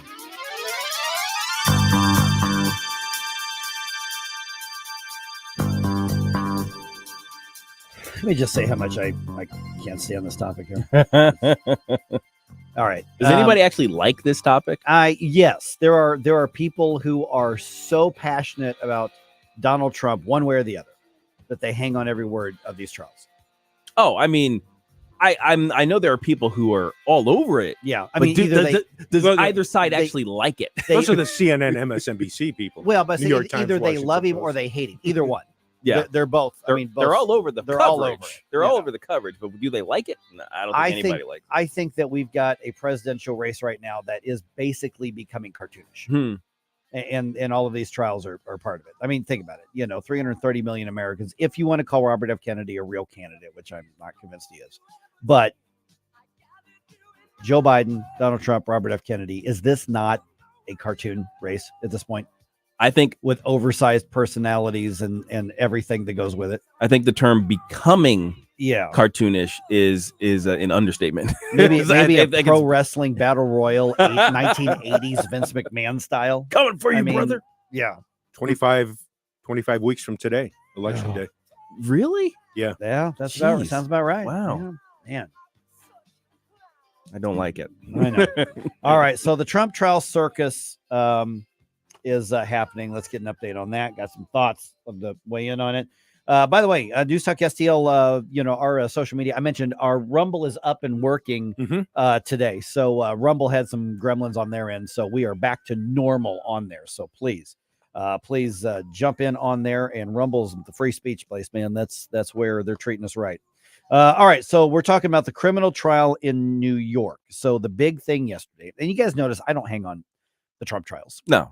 We all know what this is. It's a kangaroo court. It's ridiculous. I was going to ask you if we have a sound for what a kangaroo makes. Yeah. Boing. Yeah. What does a fox say? So here, but I'm just basically going to check in on it. So Michael Cohen was testifying yesterday. Okay. Now I do have a response from Donald Trump here in a minute. So they went from the porn star to Michael Cohen. As you know, Michael Cohen was a very devoted lieutenant of Donald Trump, was known as the, fixer for Donald Trump. And so he's testifying that Donald Trump told him to pay off Stormy Daniels after they had their fling because of the timing of her story. She was shopping it around to, the tabloids and the bookstores and or book publishers and all this kind of stuff. And he wanted that hushed up. Sure. Prior to the 2016 election. Right. I don't know. That may have happened. I don't know. I don't care. I mean, if you think that this is the one time that a politician didn't want something coming out in the news, we've got a history of that going back, I don't know, 250 years probably. Well, put it this way. The guys who are coming up now as these big stars, the football stars and the R&B stars, stuff like that, they have their groupies sign NDAs beforehand now. Before the parties. Yeah. Because of this. Now, I mean, did Hillary Clinton have stuff they didn't want to get? Yeah. Oh gosh. I mean, it just good. But anyway, so Michael Cohen was testifying that he was told by Donald Trump, pay her off. Cohen says, I paid the money. And then after the election, he reimbursed me and then wrote it down as like legal retainer fees. And so that's what the prosumption is about. Right. Saying that he mislabeled the business expenses, et cetera, et cetera. Right. Okay, well, mislabeling the business. I'm just telling you what happened, folks. I'm just, that's it. Now, keep in mind, Michael Cohen, rather, he's already literally been convicted of lying to like Congress. So the guy's got a history there. Yeah. I mean, it is what it is. Can I tell you how much I can't stand this? Because here's the thing: we should be talking about stuff that is so much more important than this. Yes, and Donald Trump's not above the law. I think there are some areas where I'm like, well, maybe they should look into something, but not this isn't one of them. Pretty much every legal expert who looks at the situation says this is ridiculous. Even on the left, yes, even the ones on the left who are like, hey, I'm a liberal, but. Really? Come on, guys. This trial is in the 5th week. And again, I'm going to maintain that the whole point here, even if they get a conviction, I don't even think they care that much. No. They don't care. I think what it is they want to parade the porn star. They want to constantly remind people that he had a fling and ran around, outside of his marriage. The trial is the point. That's the circus is the point. Donald Trump's bragged about having the morals of an alley cat for like 50 years now. We've known this for a long time. They're not telling us anything new. The aspect I don't understand is it happened in the mid 2000s. Did it not? 2005, 2006? So where's the statute of limitations as far as this is concerned? Now to look back and say that it affected the election in 2016 because of the payments. Because the payments that would have been in 2016 and 2017. I understand that. But that's within, that would probably be within the statute of limitations. Yeah. It's not when the fling happened. It was when the payments, when the business were side quote of it unquote happened. mishandled. So it's, I mean, the thing is even if they get a conviction here, I mean, even if it's 130 grand. I mean, when you're signing NDAs and all sorts of agreements like that, hush money kind of stuff, that I hate to say it, but it goes on a lot. Okay, so it does. It does, without a doubt. Okay, so now that doesn't make it good or more. No. Okay, but here's something Donald Trump had to say, and you notice I haven't been using a lot of sound bites from Donald Trump on this. it's because he's in this echoey hallway when he does these. So here's what he had to say. I can't do anything about the audio quality. They have not come close to proving fraud or that any fraud has taken place. There's no fraud here. There's no crime here. All right, let's talk to who we got up first here. We got Scott first. Hey, Scott, you're on News Talk STL. All right, you keeping track of the circus here? A little bit. I work for a living like you guys, so I can't watch it like some unemployed. I don't work. I'm on the radio. Well, your definition, right. First, with regard to Stormy Daniels, the little known thing that they're not talking about is Trump got $101,000 or $102,000 judgment against her for her failed defamation case. I think the judge, even though I think John is completely corrupt, he's probably putting in enough reversible error to get this turned around, allowing testimony that's irrelevant and prejudicial, just like what happened with the Weinstein guy. Oh yeah, how they were allowing folks, just salacious testimony that isn't germane or salient to the point. So I think that's going on. One. Secondly, about wars. Unfortunately, I think until you have a lot of civilian casualties, things will just drag on interminably. We've seen it since World War II. Nobody wants to win anything. It just becomes something that's done. And when you get these precision, targeted responses, nobody cares because it doesn't affect anyone. When you take out, Japan, that has a way of getting people's attention and knuckling under. Okay, you lost me there. We were in the Trump, and now we're talking about what wars are we talking about? Anything. Oh, okay. Anything that's going on now since World War II. I mean, there's no incentive to win anything because people are worried about civilian casualties. Oh, yeah. My point is when there's not enough civilian casualties, which this is exactly what we get. Okay. Things that drag on 20, 30 years. Dare I say that's like Eisenhower reminding us it's a military-industrial complex, and it's just continual wars. Yep. Matter of fact, here in about 6 minutes or so, we're going to kind of pick up on this because there's a lot of misinformation going on some of the warfare happening in the Middle East right now. Oh yeah, Scott. absolutely. Yeah, Scott, we're going to pick that up. Hey, I got to do an information segment here. Scott, appreciate you being on, man. Thanks a lot. Thanks, Scott. Gentlemen, stay well. Thank you. And by the way, one of Donald Trump's lawyers, Will Scharf, of course, running for Attorney General in Missouri, he's going to be on this show tomorrow. Oh, okay. So we'll have an update. So he'll from comment Will a little bit on the details. we're going to talk about the ongoing state of the trial. It's his day off tomorrow, so he'll join us. No, it's not. He's on with us. We're putting him to work, man. I'm telling you. All right. And speaking of what Scott was just talking about there, I want to reset some of the discussions on what's happening with Israel and Hamas. Yes. Because when you listen to or read so much of the media, they have already tried to reframe everything that's happened in this. Absolutely. And it's being picked up and just run with other media. You see these dolts at all these college campuses and other protests. And part of what they're doing is just regurgitating stuff that's just simply not true. Mm-hmm. So when you're engaged in these conversations, let's equip you with what you can actually use to stand up for what's right. We'll start that right around 6:33 here on 101.9 94.1 News Talk STL.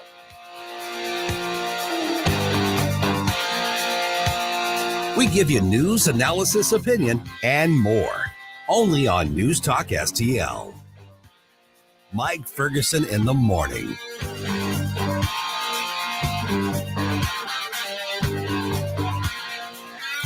The Vic Porcelli Show. The clock is ticking on the legislative session in Jefferson City. What's the deal? Initiative, petition, all that stuff. Can't get closer to the action than State Senator Nick Schroer Tuesday at 9:05. Weekday mornings at 9 on News Talk STL.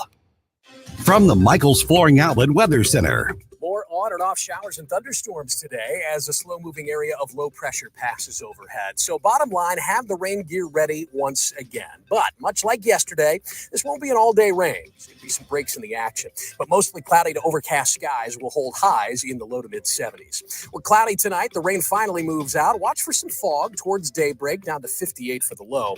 Looks like Wednesday may be the only dry day we get this work week. Partly cloudy tomorrow and 77. That's your first alert forecast. I'm meteorologist Matt Chambers. 1949, the last time a Republican held the top post in St. Louis City. A gallon of milk was 84 cents, and streetcars ran down Grand Avenue. The city was booming. Unfortunately, St. Louis city streets are no longer the epicenter of family and business life. In the 80 years of Democrat control, our city has been on a steady decline. St. Louis City Republicans believe it is our duty to provide a different path forward. Learn more at stlouisrepublicans.com. Paid for by St. Louis City Republican Pat Curtis, Farber Treasurer. Mike Ferguson here. Retirement should be a time you can relax. No more stress from work. But there's one thing you can't forget about when retiring. That's your money. Do you have enough saved to fund your income for life and keep up with inflation? How will you claim your Social Security benefits? And what about long-term care? The ClearPath Wealth Management Group at Stifel is here to help answer all of these questions. You can hear their latest views on the markets and investing during On the Money, hosted by Stifel financial advisors Bob Stockdale and Eric Robert, every Saturday morning at 9, right here on News Talk STL. They can help you get organized, guide you through critical retirement decisions, and create an investment portfolio designed around your needs. To schedule your free retirement plan consultation, go to clearpathinvesting.com. That's clearpathinvesting.com. Or call 636-695-2650, 636-695-2650. Stifel Nicholas and Company Incorporated, member SIPC and NYSE. Hi, it's Dr. Randy Tobler, along with daughter Sammy Tobler-Gregory, a team member here at our family-owned Body of Health Direct Primary Care Practice. Sammy, what are patients telling you about their experience at Body of Health? I can't tell you how many patients I've had come to me and tell me they just so appreciate getting to sit across the table with their doctor and chat about whatever's going on with their healthcare needs for however long they need. Want to learn more about healthcare the way it ought to be? Schedule a discovery call at bodyofhealth.com. That's bodyofhealth.com. So many ways to listen to News Talk STL. Enable our Alexa skill. Hello. Hey, Alexa. Yes, I'm listening. Play News Talk STL. Welcome to News Talk STL, conservative talk radio for St. Louis.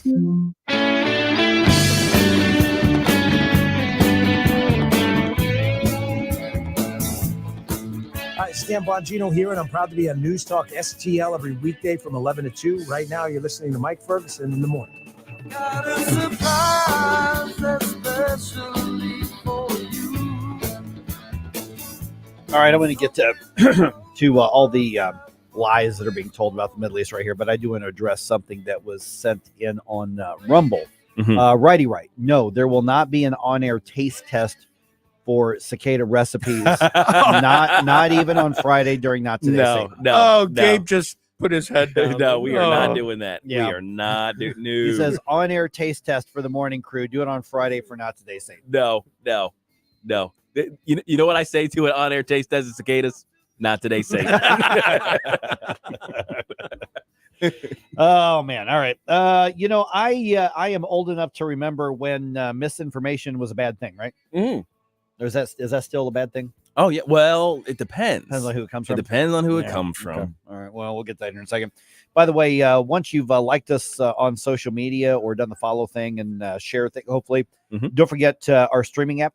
Oh yeah, streaming audio. You can stream us right off newstalkstl.com, or you can find our app on any app store, and it's completely free. And that'll mean you can take us anywhere and not have to worry about being in between signals or anything like that. So check that out. It's completely free. All right.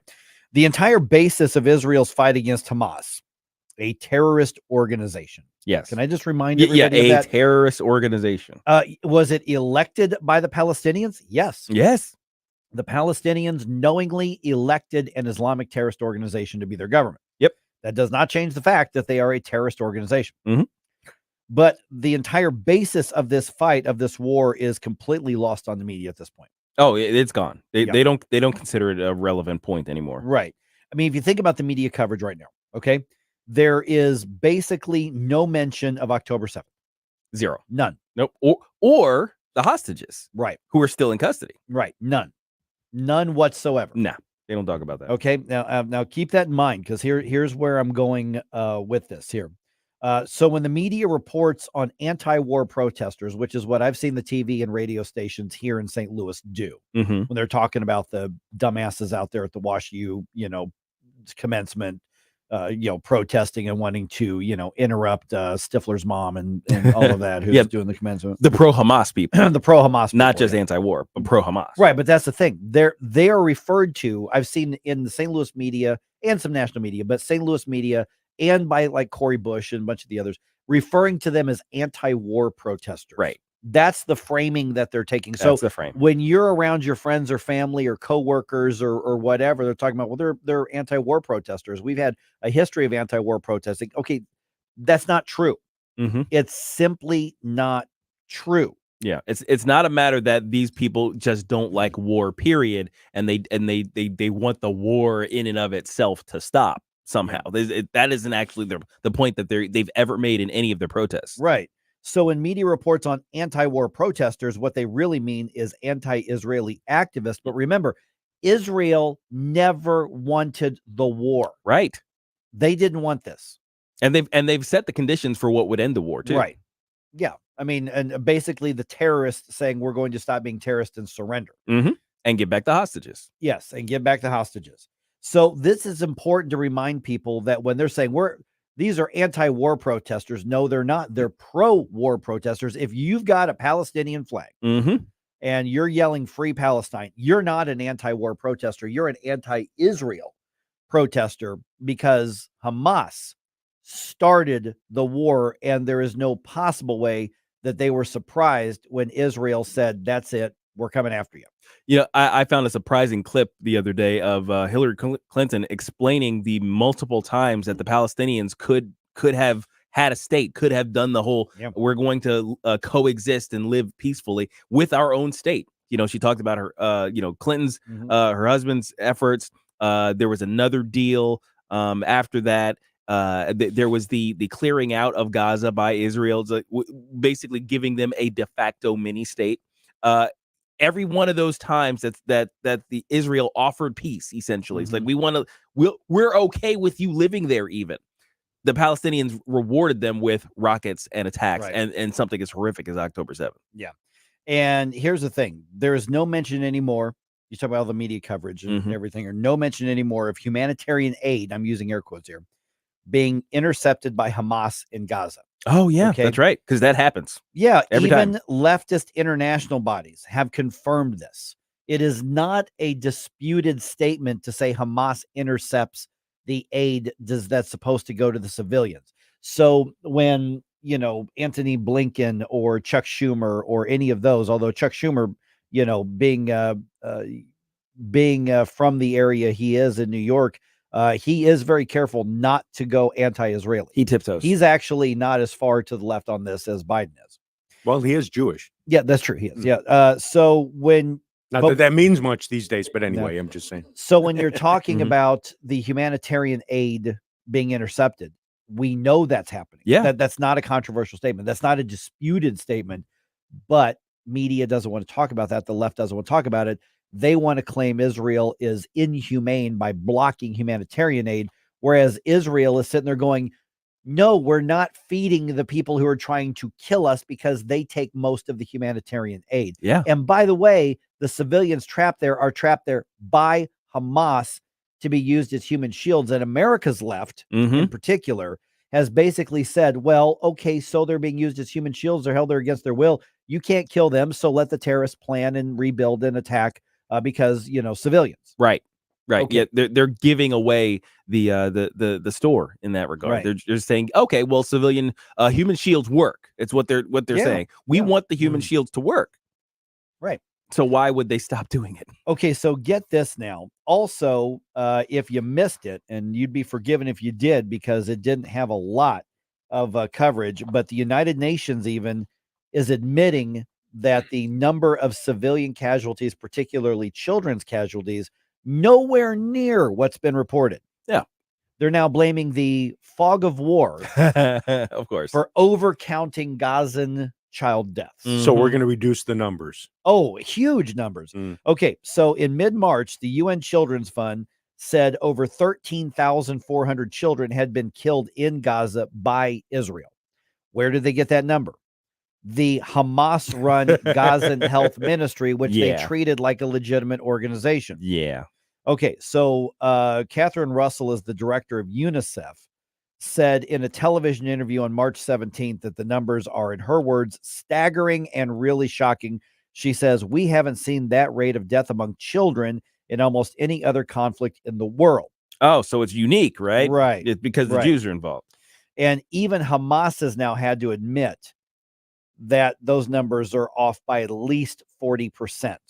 Yeah, because that's still a lot of people dying, but but the thing is, I don't believe that number either. Yeah, because it's still coming. I don't either. It's still coming from Hamas. Like Right. even the step down number is like, I'm not sure about that. Okay, so this past week, the UN Office for the Coordination of Humanitarian Affairs released updated casualty figures, take them for what you think they are, and they say 7,800 Gazan children have died in the war. Now, still, That's if a lot. that's true, that's a lot of children, assuming that number is even true, and assuming that what they're counting as children aren't also some of the Hamas soldiers, because remember, they will send an 8-year-old out with an RPG. Absolutely. They will send a 10-year-old out with an M16. They will do that. They like AKs over there. Or what? Yeah, AKs. Yeah. And so well, and that's part of the problem too, is that there are these presumptions that they operate the same way as a civilized Western military would, right? That they are somehow the same. They have the same international law governing their conduct as we do, and they do not. Right? They do not believe in that stuff. They're not uniformed. They blend in with civilian populations. They press children into service. All of those things are part of the equation, but they keep getting left out of the reporting. And here's the other part of this, is that the next time that Hamas, their health ministry, which is what they call it, whenever they report the next set of numbers, media is going to run with it the same way they did before, and the entire cycle. Here's the thing is, once a claim is made, once a claim is reported, chasing it down and correcting it and getting people to believe something else, even if it's true, is almost impossible in 2024. We don't think critically collectively the way that we used to. No, not at all. Well, and it was hard back in the day, right? You'd have the big headline, and then you'd have 2 days later a small correction in the back in the editor's notes or something like that. And we're talking newspapers, right? This is way back. So it was difficult even then to make corrections to large blunders like that. So now when the fake news gets to make the rounds around the world and social media 1,000 times in a day, there's no way a correction that comes 3 weeks later or whatever is going to do the same. That's part of the weaponry of the propaganda. And that is, it doesn't matter if it's true, just get it out there so people believe it, because they will act accordingly. Now, you look at, for instance, all of these college protesters, these anti-Israeli protesters, these anti-Semitic protesters. Do you think if you sat down over a cup of coffee with them and explained and showed them all the facts, how many of them, if they actually had an open mind, would suddenly realize that they were ruining, part of their education on behalf of a terrorist organization? Very few would actually feel bad or would change their course or try to correct others. Almost nobody would, because they've locked on to false claims, and it's led them down a path of bigotry, anti-Semitism, as we talked with Curry Myers the other day, oikophobia, hatred of your own home and culture. And it's a destructive thing. And don't think for a minute the left doesn't realize how destructive it is. Oh, absolutely. And you see these occasionally. You'll have a man on the street thing, like some young right-wing person will go out with a microphone, and they will innocuously talk to random kids walking to class, and you'll see it. You'll see the cognitive dissonance in their eyes when they're confronted with the truth, and they will simply either run away.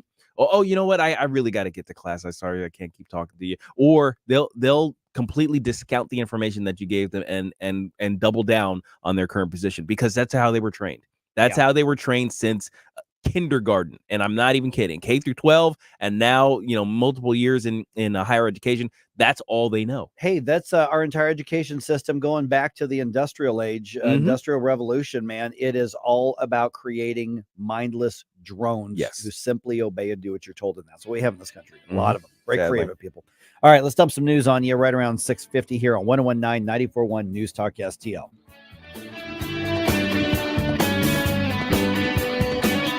Mike Ferguson in the morning. Got a surprise especially for you. Something that both of us have always wanted to do. Number one for live and local Conservative talk. They always have great conversations. news, analysis, and opinion. It's a big case for the prosecution. Trump faces 34 felony counts of falsifying business records. On a legal expense, I got indicted for that. Is how to chant death to America. They exist, they feel empowered, they feel emboldened because of the way Joe Biden has handled this situation. 1019 and 94.1. St. Louis is number one for conservative talk. News Talk STL.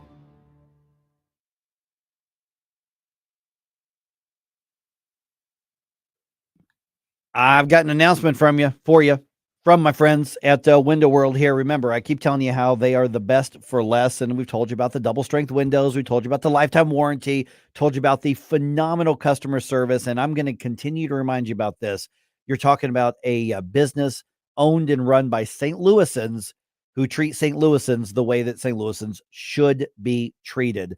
They don't do that high pressure garbage. They don't do that "we're not leaving your house until you sign here" thing. They get in, they get on, even after they do all the measurements and come up with a custom quote for you.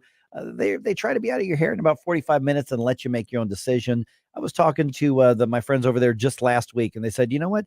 Your wife, your husband, you got to compare notes. You got to make the right decision. That's what we want you to do. That's how confident they are in these windows that are going to make your home simply a better structure. But I've also mentioned in the past, and by the way, you can call them today at 314-993-1800. They've got 18 months same as cash financing with approved credit, making it even easier. Well, here's the announcement. They don't have 18 months same as cash financing with approved credit anymore. They now have 36 months same as cash financing with approved credit, meaning you pay that thing off in 36 months. You know what? You're going to avoid all those interest charges, and you can break these already less expensive windows into bite-sized pieces to make sure you can upgrade your home and manage your budget without any problem there. They are simply the best for less. Custom windows, double strength, excellent customer service, lifetime warranty for less money than you're going to get if you just go to the home improvement store and try to buy something that's generic. And now you can take 3 years to pay those off if that's what works for you. Give them a call today to learn more. 314-993-1800. By the way, they've got somebody there, unless it's a major holiday, 7 days a week that you can talk to. And you're not calling a call center somewhere else. You're calling Earth City right here in St. Louis. Once again, 314-993-1800. There are 2 windows in the world with the Good Housekeeping seal of approval. One of them is Window World. In over 20 years, right here in St. Louis, they have taken care of over 72,000 customers. And as a matter of fact, you want to look them up yourself. Go look at the ratings. Go look at the BBB. Go look at Yelp. Go look at all of those. What you're going to find are a whole lot of people who are really happy with what Window World did for their homes, and more importantly, the way Window World treated them. Matter of fact, about half of the people who come to Window World saying, hey, give me a quote, calling 314-993-1800, came because somebody else told them how pleased they are with what Window World did for them. So once again, I'm going to give that number out one more time, 314-993-1800. Window World is the preferred window of the St. Louis Blues, baby. And don't forget that lifetime warranty that is transferable if you sell your home. Lifetime warranty covering all parts, glass breakage, and labor. Hey, I'd like you to get to know Dr. Daniel Cusimano and Dr. Megan Dwyer. Those are dentists and my dental team, along with their dental team at Advanced Dentistry of St. Charles. You know, whether it's economic value with their dental savings plan and their real concern about giving you value, which is, of course, quality at a great price, or whether it's their personal values, their dedication to absolute precision. I can tell you when I go in and get my treatment there, or just a cleaning, whatever, it's always, I get this feeling it's like laser guided precision. Well, yeah, they have have lasers, but they don't do that for everything. Of course, it's the right tool for the right job. Whether it is dental implants, whether it's just general dentistry, cosmetic dentistry, and by the way, he can use some Botox in all the right ways for those applications as well. You'll find the greatest of care, the greatest value delivered with people who have real values, the values we share at Advanced Dentistry of St. Charles. Get to know them by calling 636-978-0226, 636-978-0226, or advanceddentistrynow.com. That's Advanced Dentistry of St. Charles. Hey, everybody, it's Rob Carter. Mike and Beverly Sloan are the visionary minds behind Living the Elite Life, a coaching program that extends their expertise to empower others in the realms of mindset, fitness, health, sobriety, and relationships. If you need just a little push to make your life a lot better, give them a call, 636-248-9799, or email beverlysloan1@gmail.com. This hour of Mike Ferguson in the Morning is brought to you by Stifel. Request a portfolio review from your Stifel financial advisor at stifel.com. That's STIFEL.com.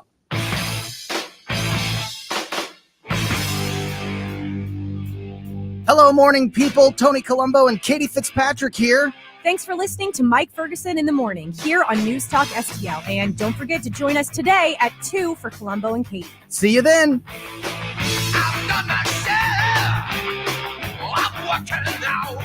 The Morning News Dump. Are you joking? Is this a joke? Listen, folks. The Morning News Dump. All right, the Republican establishment did their best to set IP reform up for failure. Now they've handed off the jobs to Democrats in Jeff City. That's how I assess it. Oh, boy. Yeah. All right, as expected, anti-Semitic bigots make their voice heard at WashU's graduation, and a music legend from St. Louis passes away. Did you hear about this, Gabe? No. Okay, I'll tell you about it here in just a second. All right, establishment Republicans delayed initiative petition reform. Remember, the Freedom Caucus wanted this done in January. Yeah. That's why they January, filibustered. February. Yeah, early on. And they warned, they said, we know what you're going to do. You're going to try to push this to the last week so that somebody can filibuster and kill it off. Well, guess what? We're in the last week right now. And the Republican establishment drug their feet. And now they've handed it off to the Democrats. And the Democrats are, as we speak, filibustering in Jeff City. They're filibustering, and we're not going to get anything done this year. Yep. In this case, that may be actually the case. Yeah, that's actually true. So remember, anything not passed by the deadline on Friday will have to wait until next year. Democrats started the filibuster yesterday afternoon. They're going on, 16, 17 hours or something like that. And nobody is standing in the way. And I just talked to Tim Jones a little bit ago. We're going to have him on in about 10 minutes here with us. There's an update there that's going to surprise you and probably really tick you off. Oh, no. As well here. Yeah. Right. Okay. Wasn't much disruption made inside the WashU commencement ceremony on Monday, despite some loud pro-Hamas protesters outside of the venue.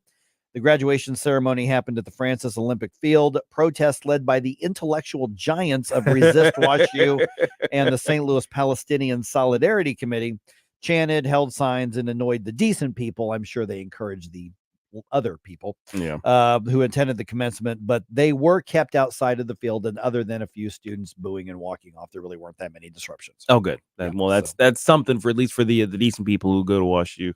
Just trying to get their degree. Yeah, precisely. All right, here, Florida Congressman Corey Mills, not a headliner, but it looks like he's trying to be. He is filing articles of impeachment against President Joe Biden on multiple grounds. He was on Fox Business's Mornings with Maria to talk about that. There is a plethora of impeachable offenses. We could have looked at the failure and the violation of the Take Care Clause to enforce federal laws on the border. We could have done the separation of power abuse, where he is still trying to utilize money to buy votes for the college bailout.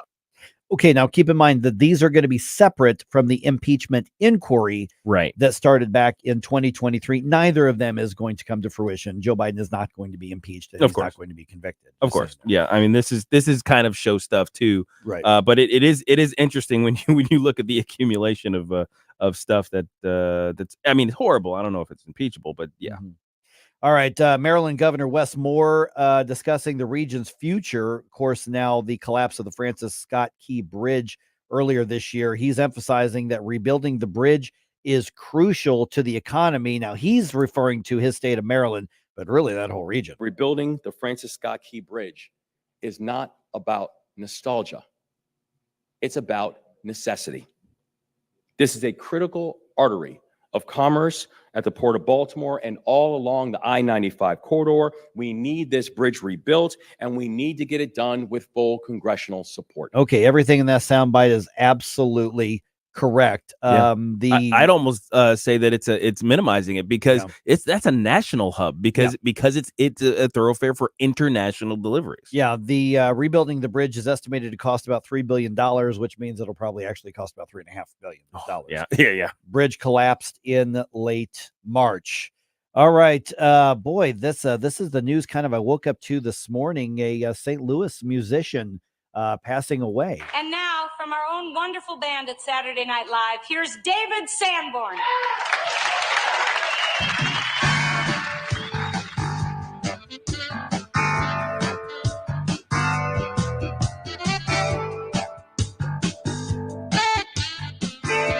Kirkwood native David Sanborn, legend of jazz and pop music, even some rock music. Saxophone, died at the age of 78. He had been battling cancer. Sanborn released 25 albums. He played, of course, as we just mentioned, in the Saturday Night Live band, Letterman Show's band, with many, many musicians, including David Bowie, Bruce Springsteen, and Albert King. David Sanborn was a 6-time Grammy winner. And I got to tell you, I forgot that he was actually from the St. Louis area. Yes, but he was from Kirkwood. Here's an interesting fact. A doctor recommended he start playing something like the saxophone because he had polio as a child, and it was a good way to exercise his lungs and stuff. And that's actually how he started playing saxophone. Didn't he have a lot to do with like the Lethal Weapon soundtrack or something like that? He had some soundtracks. I don't remember which ones they were, but yeah, David Sanborn dead at the age of 78. Cardinals came alive in the 7th inning, coming back from a 4-run deficit, scoring 8 runs in the inning. That was part of a 10-5 win against the Angels last night in California. Nolan Arenado had a home run to start things off for the Redbirds in that 7th inning. Second game of the series is tonight. Sonny Gray gets the start for the Redbirds. First pitch at that very, very specific time, once again, of 8:38.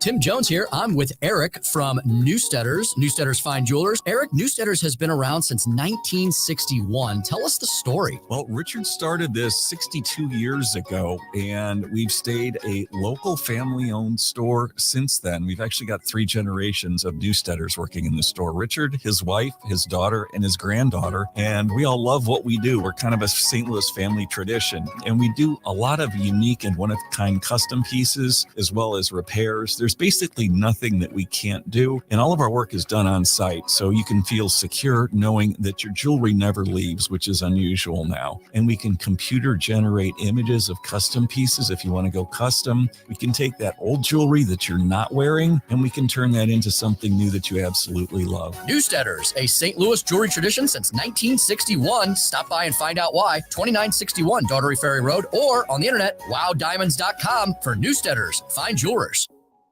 KLGY HD3 Clayton, K270BW Belfast, KNBS Bowling Green. This is News Talk STL at 1019, 94.1, and always streaming at newstalkstl.com.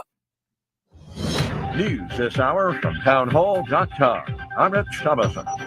Back to court today for former President Trump, forced by the judge to attend every single court session as testimony continues at his New York trial. Mr. Trump saying prosecutors have yet to explain just what crime he is accused of. They have not come close to proving fraud or that any fraud has taken place. There's no fraud here. There's no crime here. This is 4 weeks of keeping me from not campaigning. And that, says Mr. Trump, is the goal of what he calls a sham, a proceeding meant to keep him off the campaign trail in hopes of helping Joe Biden. It does not appear to be working, though, as Mr. Trump's poll numbers continue to surge in so many states. Jury selection ongoing in the corruption trial of Democrat Senator Bob Menendez of New Jersey. Menendez and his wife accused of taking hundreds of thousands in cash, gold bars, and an expensive car. Former federal prosecutor Nima Rahmani says the senator may be set to throw his wife under the bus. 2 defenses that you typically see in cases are, I didn't know, and it wasn't me. And in this particular case, Menendez is going to use both and say that he did not know what his wife Nadine was doing. And to the extent that she was receiving a benefit, it was not something that he was involved with. Menendez, accused of using his influence to aid the governments of Egypt and Qatar. Secretary of State Blinken is visiting Ukraine, saying the latest installment of U.S. aid will make a big difference on the battlefield where the Russians have scored some big advances in recent weeks. Russian President Putin will meet with his friend and ally, Chinese President Xi Jinping, this week during a state visit to China. On Wall Street, the Dow futures are up 34 points, Nasdaq futures 5 points lower, S&P futures 2 points higher. More on these stories at townhall.com. The words you are about to hear are taken from letters sent in by members of the Trinity Debt Management Program. Dear Trinity, today I'm making my final credit card payment. Before I came to you, I was in a constant state of anxiety and panic, but now there is hope for my family's financial future. Working with Trinity made me understand that I'm not alone. You really do help people. Your kindness will never be forgotten. Without Trinity's support, I would not have achieved my lifelong goal of becoming debt-free. We saved a lot on interest and penalties, of course, but the reward was the gift of human kindness. Trinity has carried me through a very difficult time in my life. You're amazing. I used to feel so anxious and hopeless. Now I feel grace and peace. God bless Trinity as you continue to help others become debt-free. If credit card debt has you down, call Trinity at 1-800-990-6976. That's 1-800-990-6976. From the Michael's Flooring Outlet Weather Center. More on and off showers and thunderstorms today as a slow-moving area of low pressure passes overhead. So bottom line, have the rain gear ready once again. But much like yesterday, this won't be an all-day rain. There'll be some breaks in the action. But mostly cloudy to overcast skies will hold highs in the low to mid-70s. We're cloudy tonight. The rain finally moves out. Watch for some fog towards daybreak, down to 58 for the low. Looks like Wednesday may be the only dry day we get this work week. Partly cloudy tomorrow and 77. That's your first alert forecast. I'm meteorologist Matt Chambers. This hour of News Talk STL brought to you by Chris Cooper and Serenity Wealth Management. Discover little-known strategies that could be the difference between choosing the care you deserve or having someone else decide it for you. Get a free copy of Chris's book at serenityltc.com. When you go shopping, you may not get the bargain you want, but at least you know and can compare prices. It should be that way with healthcare, but too often it's not. Need an operation on your knee? Want to know what it's going to cost? Good luck. For 3 years, hospitals have been required to provide patients with list prices and have negotiated charges for some 300 services. Only 36%, just over a third, are fully compliant. In Missouri, prices differ greatly depending on a patient's insurance. The cost of a pelvic CT scan, for example, can be 20 times more expensive in one hospital than another. Price transparency allows patients to compare providers, forces hospitals to compete on price, and helps insurers negotiate lower rates. State law should require all healthcare providers to publish prices in a user-friendly form. What we don't know is costing us. The price of healthcare shouldn't be a secret. Check out our 2024 blueprint, Moving Missouri Forward at showmeinstitute.org. The Show Me Minute has been brought to you by Show Me Institute and Show Me Opportunity. This hour of Mike Ferguson in the Morning brought to you by Window World. Simply the best for less. 314-993-1800 or visit windowworld.com. Mike Ferguson. You play ball like a girl! Gabe Pfeiffer.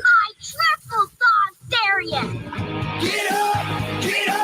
Can't you hear the alarm? Get up, St. Louis. So it's time to get out of bed. Pour yourself the greatest cup of Kofifi the world has ever seen. Rise up with one voice, drain the swamp, and take back our country. Today's the day we're going to do it, and it's time to do it right now, believe me. Mike Ferguson in the Morning on News Talk STL. Get up! This is your cousin. All right, I'm going to put this into a sports analogy. Okay. The GOP establishment, the GOP leadership, in my view, from the outside looking in, runs the ball down the field. Mm-hmm. And the play itself here is let's kill initiative petition reform. That's the goal. Oh. So they run it down the field. They hand off, they pass, they option, they run again. They get it down to the goal line. They're like, okay, we can meet our goal. We can kill this off. But we don't want to be the one in Sports Illustrated running across the end zone. So let's hand it to a Democrat. There it is. Yep. Well, man, maybe I'm being unfair. Man, we've got a report coming here from just a moment here. But by the way, and it's 7:20ish or so. We're going to do something I really don't want to do, and that's talk about this Trump trial in New York. Yeah, that's stupid. I do a news talk show, so I guess I have to do it. So, all right. But anyway, 7:06 right now. Got former Speaker of the House Tim Jones, of course, also state director of the Missouri Freedom Caucus, and of course, afternoon host extraordinaire right here on News Talk STL. Tim, I'm going to play some media coverage of this here in a minute. Get your reaction to it.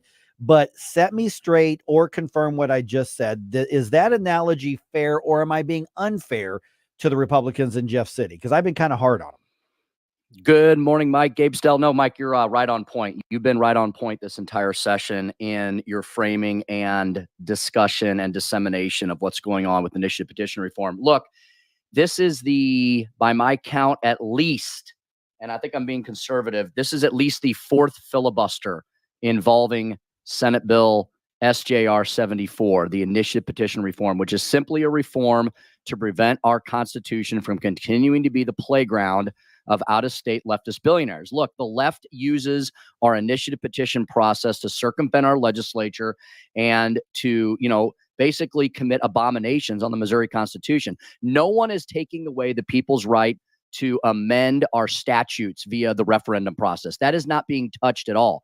We're simply saying and asking, shouldn't our Constitution be a little more sacrosanct and subject to the whims of the day? Because that's what our Constitution has become. It's been subject to the whims of the day. Medicaid expansion, bingo, marijuana, abortion, ranked choice voting, need I go on? Right. And so if you want to know how important initiative petition reform is, Mike, you just got to look at the fact that it's been filibustered at least 4 times. The Missouri Freedom Caucus has filibustered to move it forward, and Democrats have filibustered to try and stop it. And to your point, the establishment, the Rhino Republicans, of which there are plenty of in Jefferson City, have had no plan, have had no initiative on their own, do not have any kind of design to get this across the finish line. We're approaching the 17th hour of the Democratic filibuster. I've heard nothing from Senate Floor Leader Cindy O'Laughlin, from the bill handler Mary Elizabeth Coleman,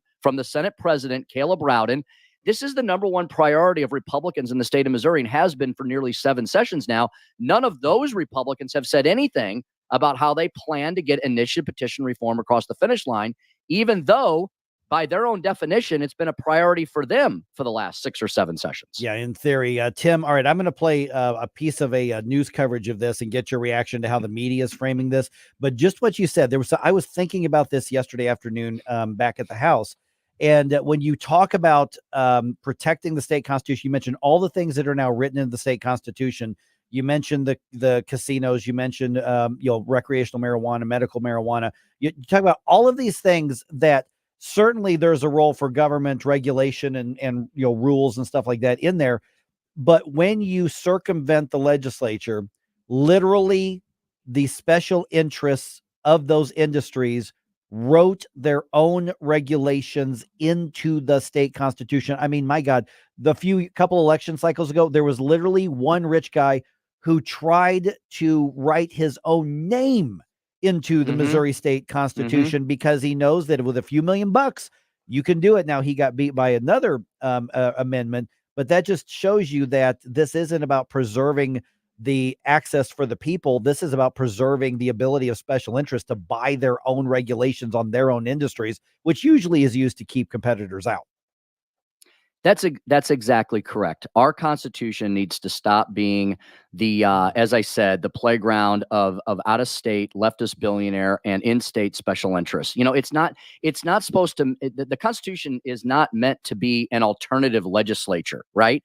Because the problem is when you amend the Constitution, let's say you make a mistake, and a lot of people believe, even many who support marijuana recreational use, they believe that the constitutional amendment on marijuana was designed to support the big marijuana monopoly. Yeah, there actually is such a thing. There's such a thing as big marijuana and little marijuana, the mom and pop shops versus the monopolies. And so the Constitution is meant basically to enshrine special interest rights in the Constitution, not rights for all Missourians, not rights for all Missouri families, business owners, parents, kids. It's meant to preserve special interest rights because there's no such thing any longer as citizen initiative led petitions, right? Now we have petitions led by millionaires and billionaires. The citizens aren't leading these petitions. The millionaires and billionaires are taking a concept, usually something that's really progressive, really leftist, really liberal. They're covering it in what we call ballot candy, all kinds of really cozy, comfy language, usually describing the initiative as something that it's really not, in order to convince people to vote for it. So what do you call Medicaid expansion? Oh, free health care for everyone that won't cost anyone a dime. Guess where we are several years later? We're at a point where Medicaid expansion is growing out of control. It is going to bankrupt our state budget in the near future because the feds, as predicted, are backing out of the matching funds, right? So the initiative is never what it appears to be, and that's why it needs to stop being a legislative vehicle for out-of-state leftist billionaire interests. It needs to be reformed. Why should our Constitution in Missouri be any different than the U.S. Constitution? As Gabe pointed out yesterday, it takes nearly 75% of the states to amend the U.S. Constitution, but you can amend the Missouri Constitution on basically a straw poll vote. Yep. All right. Now, Gabe, I want to get your reaction to this, and Tim, I want to get yours as well. KMOV did an article last night, or I did a story on there. Listen to how media is framing this right now. This is about 30 seconds clipped from Joe McClain's story on this. You guys are going to get a kick out of this, but this is what's being reported. Sponsors of the resolution, mostly Republicans, say it's to protect the Constitution from voters who can be misled by political campaigns. We're wanting to protect our Constitution and protect life, and that's what we continue to fight for. Democracy advocates say it's a very clear ploy to mislead voters into reducing their own voting power. They know they're taking the votes away from people that want to go around the legislature. They're trying to circumvent the process, and the only way that they can get it passed is by putting all of these measures in there that have nothing to do with the higher threshold to put things into the Constitution. There you go, guys. The opponents of initiative petition reform are democracy advocates. Wow. That's wild. Well, it's par for the course in terms of these people, but that's media spin. That's media spin for you, right? So, but Tim, if I could get the people who are holding up this this vote here, the Republicans, this so-called Republicans, and I can get them and sit down with me, I would ask them why are you doing this? What gain is there? Tim, have you found it out? Is it really just money? Is it just dollars? Well, for the Democrats and the leftists, Gabe, it's to protect their ability to have mob rule in this state in a very clever way, right? Look, two things can't be true at the same time, right? How in the world can we have a supermajority legislature in the House and the Senate? How can we have Republicans ruling the roost on the state level from U.S. Senator, both U.S. Senate seats, all the statewide offices, and 6 out of 8 congressional districts, but yet still have this left-leaning populist bent at the polls? It's because these ballot initiatives are deceptive, right? They're deceptively cloaked. They're deceptively designed. So the left wants to preserve initiative petitions because it's the only way they can legislate. Legislating through constitutional amendment, though, is a really horrible way to run a railroad or a state government. Now, on the right, Gabe, a quote on the, big air quotes, right? There are unfortunately a ton of rent-a-Republican consultants who love the multi-billion-dollar industry of initiative petitions in our state. They love the fact that out-of-state money comes in, whether it's, mainly leftist or not, and they're more than happy to take on these campaigns and move them forward. And so you've got a multi-million-dollar industry that folks who claim to be on the right want to protect. And unfortunately, many of those consultants advise many of the leaders in the House and the Senate. I'm sorry to say, oh my God, there's money in politics, Tim. Yes, there really is. And it has an effect, unfortunately, on some Republicans. Look, this initiative petition reform bill has been sitting in the Senate for 2 weeks. This is the 3rd week it's been sitting in the Senate. You're telling me that Caleb Rowden, Cindy O'Laughlin, and Mary Elizabeth Coleman, the bill handler, haven't come up with a plan to move this forward? Is there no plan to eventually shut off debate, call the previous question on the Democrats who are in the super minority, and just have a vote? have a vote on whether this should be sent to the people or not. The people of the state of Missouri are eventually going to get to decide if this passes, whether they want the Constitution amended or not, to make the Constitution harder to amend. So eventually the people are going to decide. And right now, the Democrats are engaging in a filibuster to stop it. And so-called Republican leadership apparently has no plans at the present point in time as we sit here with barely 4 days left in session to get the number one priority of the Missouri Republican Party across the finish line. And this hasn't been the first year, guys. As you all have said a zillion times this year, this is at least the 7th session this has been debated. If this fails this year, it will not be at the feet of the Missouri Freedom Caucus or any other conservatives in the legislature. It will be at the feet of so-called Republican leadership in our state. Now, just from a procedural point, Tim, if somebody does say we're going to, call the previous question, the PQ, which used to be the nuclear option, but you still have to have the votes to do that. Are there enough Republicans in the state Senate right now willing to actually force the issue and pass the resolution? Mike, I am sorry to say we don't know. We don't know. And isn't that sad? Isn't that horrific? There are 24 Republicans in the Missouri Senate, a super majority. You only need 18 senators to move the previous question and to pass a bill. They are not sure. The conservatives, the Missouri Freedom Caucus folks, they are not sure if there are a minimum of 18 senators to call the previous question on this and have a final vote. After 2+ weeks of this bill sitting in the Senate awaiting one final vote, there appears to be no plan by Republican leadership to move this policy position forward and send it to the people. So if this fails this year, then guess what? The left-wing billionaires will continue to utilize this process to circumvent the supermajority in the General Assembly. And basically, you have to start asking yourself, why have a 5-month-long legislative session spending all that time and energy if the ballot box, which is ruled, the roost is currently ruled by the left-wing billionaires, if they're just going to circumvent every single thing that the Republican legislature does. Can I point out something, by the way, of that sound that we heard earlier? Mm-hmm. The suggestion that giving the voters the chance to change the rules is actually they're billing it as anti-democratic, because the thing is, this bill doesn't automatically make that rule change. It lets the voters decide on the rule change. Yeah, and it just says there has to be a bigger consensus for a constitutional amendment. Yeah. Well, that's the thing. They're saying, hey, you're trying to get them to vote themselves less power. Well, but giving them the power to do that is democratic, is it not? Exactly. That would be the choice. I mean, so the thing is, look, I'm not saying I've never argued that that people don't necessarily understand what they're voting on. But when voters go to the polls and there is a 10-page, single-spaced, small type written proposal on, let's say, marijuana. And I think the marijuana proposal, guys, correct me if I'm wrong, I think that was over 40 pages, maybe over 50 pages. I think it was somewhere in that range. It was big. Right. So do you think voters sit there and read 50 pages of a ballot proposition? Of course Or do you think they read the 3-line summary? Mm-hmm. Let's be honest with ourselves. Do they read the 12 to 15 pages of Medicaid expansion? Or do they read the 3-line summary that says free health care for all and it's not going to cost you a dime?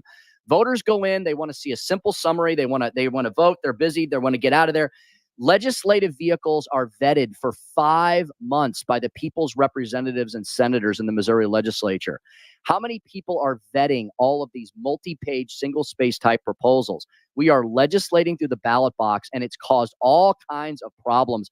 Many people who are sometimes proponents of these ballot initiatives, when they get put in the Constitution, they go, oh, no, crap, we didn't mean to put it that way. This is going to be a problem. Now we can't change it statutorily.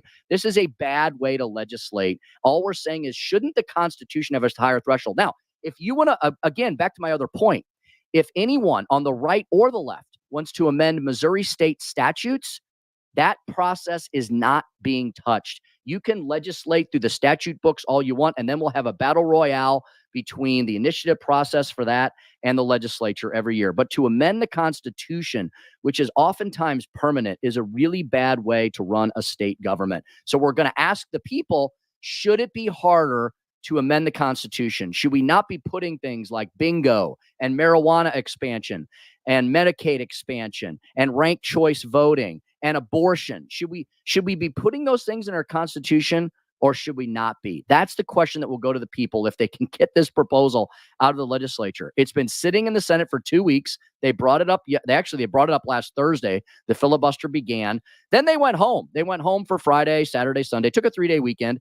Then they came back yesterday, and the Democrats started filibustering again. Is there a plan by Republican leadership, Cindy O'Loughlin, Caleb Rowden, the bill handler, Mary Elizabeth Coleman? Is there a plan to get this across the finish line or not? Because, guys, as you said earlier, we saw this coming back in January. Yep. They've had 4.5 months to prepare for the point we are.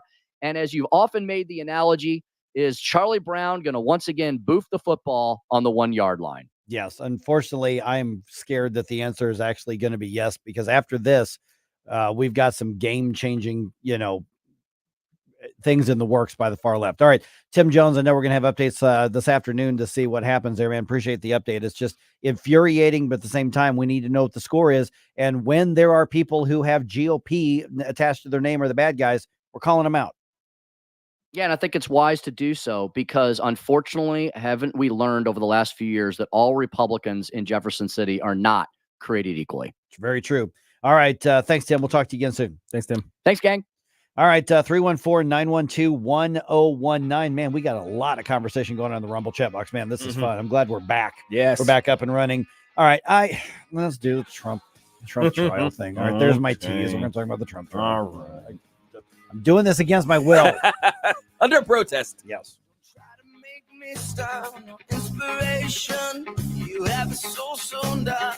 This is News Talk STL at 1019, 94.1, 99.1 HD3 and newstalkstl.com. Stop right now. I've had enough of this. Turn my eyes to you. Get up, St. Louis. It's Mike Ferguson in the morning. Before you blow us all away. Tim Jones and Chris Arps in the afternoon. Hey, it's Tuesday. At 4:20, we'll speak with David Soap from the Show Me Institute on the temp tag loans. And at 5:20, our good friend, Dr. Randy Tobler. Tim Jones and Chris Arps. Weekdays at 4 on News Talk STL. Old man winter in the rearview mirror. Warmer weather here. Time to call Hanson's Tree Service. 636-379-1830. 24/7 at hansonstree.com. This is the perfect time to spruce up and beautify your landscape beds. When you purchase organic mulch in bulk from Hanson's, you save on price, time, and incredibly convenient. Tons of commercial and residential tree care services as well. Grinding and land clearing, plant health care, and more. 636-379-1830. hansonstree.com. hansonstree.com.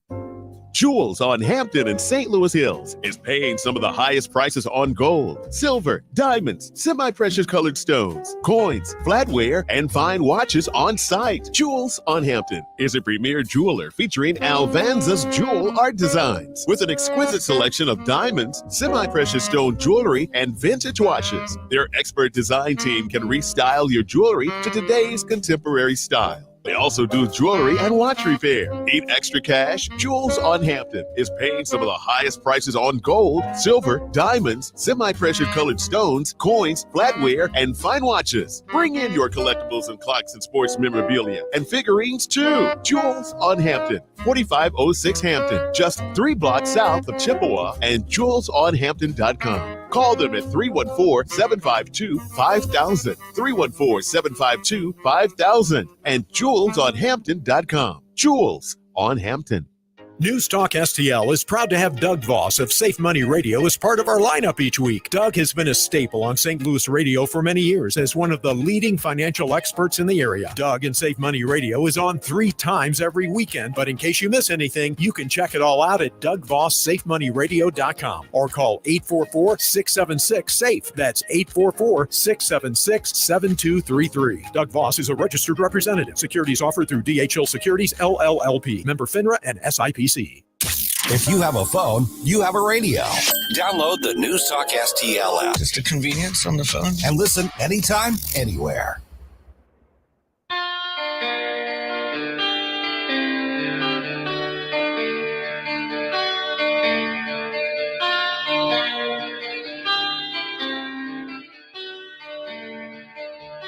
Hi, it's Vic Porcelli. And Ken. Hi, Ken. Hey, Vic.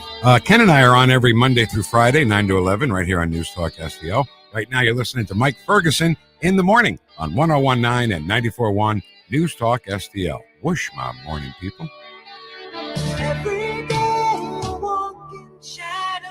Okay, the Trump trial circus continues today. Michael Cohen is going to be testifying another day here. Which monkey's on the stand today? Listen, I know that there are conservative media shows that live and die by the Trump trials. You've noticed that I don't. Listen, first of all, there's the big picture. We know that this is all a circus. Yeah, this is a made-for-media circus. It's a show. They want to embarrass the president. They want to distract him from his campaign. You know that. And so that's going on. People have already made up their mind whether they think he's guilty, not guilty, and that is 100% in line with whether they support him or oppose him. That's true. I mean, there's the only purpose of this among the other trials. I will maintain this one in particular. Why are they bringing Stormy Daniels up there? Why is media like, are they going to bring Karen McDougal up there? I'd rather look at Karen McDougal on the stand than Stormy Daniels. But that's a whole other separate conversation. But there are folks who don't like Trump who still feel that this is a kangaroo court. Yeah, got to be honest. There are There's some of the folks on legal, left. some of the law professors and stuff. They're like, I just don't see it here. Yeah. You know, I was watching one of the national things earlier today, and they're like, well, this is what Michael Cohen's testimony means to the Trump trial and means to it doesn't mean anything. No, it doesn't mean anything. It doesn't Nothing. mean Other than the fact he wants a reality TV show. He's going for a gig. It doesn't. Yeah, it doesn't mean anything. And so yesterday, what happened? And Cohen's going to follow up on this today. But let me finish my point. Sorry, is that no? Because I'm just going to maintain. When Donald Trump is saying this is about the election, he's right. Yes. It is. And the point is not to get a conviction on his business stuff. No. Some monetary whatever. fee Yeah. that If they get the conviction, there'll be for Trump's world, that would be a slap on the wrist. I mean, there's a $50,000 fine, whatever. Who cares? Okay. For him, in his world. Sure. I mean, so the reality, though, is I am still convinced just a way to try to, you mentioned trying to embarrass him. Yeah. Remind the entire world that he runs around on his wives. Yeah. I mean, that's really what this is. At least that he has. Right. So with this here, Michael Cohen, who, was pretty tight with Donald Trump back in the day, testified that Donald Trump said, pay off Stormy Daniels, get basically a non-disclosure. And the Trump lawyers have said this is a non-disclosure agreement. Yeah. That's really what we're talking about here. Yeah. Pay her to not talk about their fling. Right. Because she was shopping it around to tabloids. She was shopping it around to the newspapers. She was shopping it around to the book publishers. And so she was looking for a payday. Sure.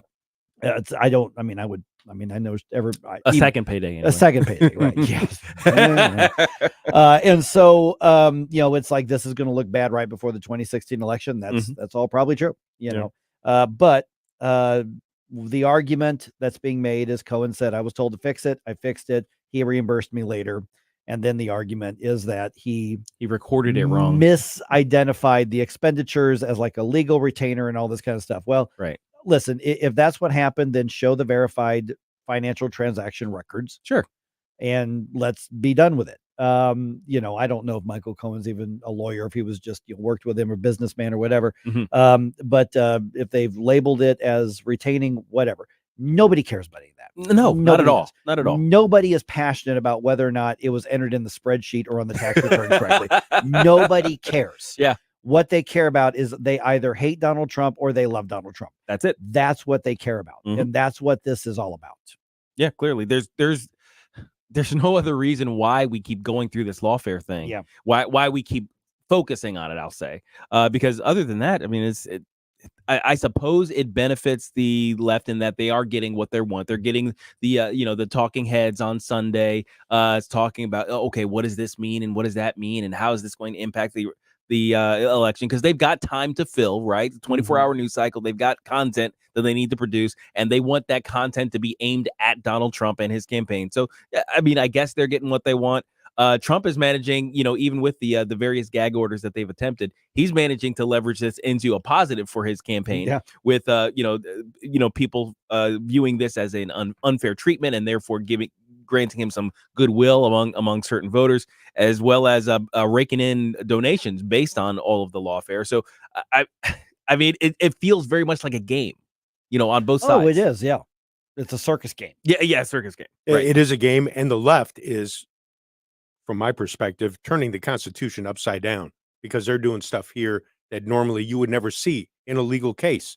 And to have, especially when you have Cohen and the other folks out there talking to the press, and Trump's got the gag order. So I don't understand really what's going on other than the fact that, to me, it's a kangaroo court. We should ask one of Donald Susie? Trump's lawyers about okay. that. Oh, yeah. We could do that. So we'll do that tomorrow. We know one of those guys. Oh, okay. Will Scharf, Tomorrow. one of Donald Trump's attorneys, is going to be with us. He's obviously running for attorney general. I'll get around to an attorney general question, but really, we're going to get the update on what's happening with this. So Will's going to be with us on tomorrow's program as well. But yeah, I mean, this is not about the payment to the porn star. No. It's not. Because I can guarantee you, Mark Elias is sitting in his office trying to figure out, okay, if such and such happens here, what's our next move to try and block Trump from getting out there to do anything? So he's the one, along with some of the others, who are doing all the finagling to get this thing to where it's totally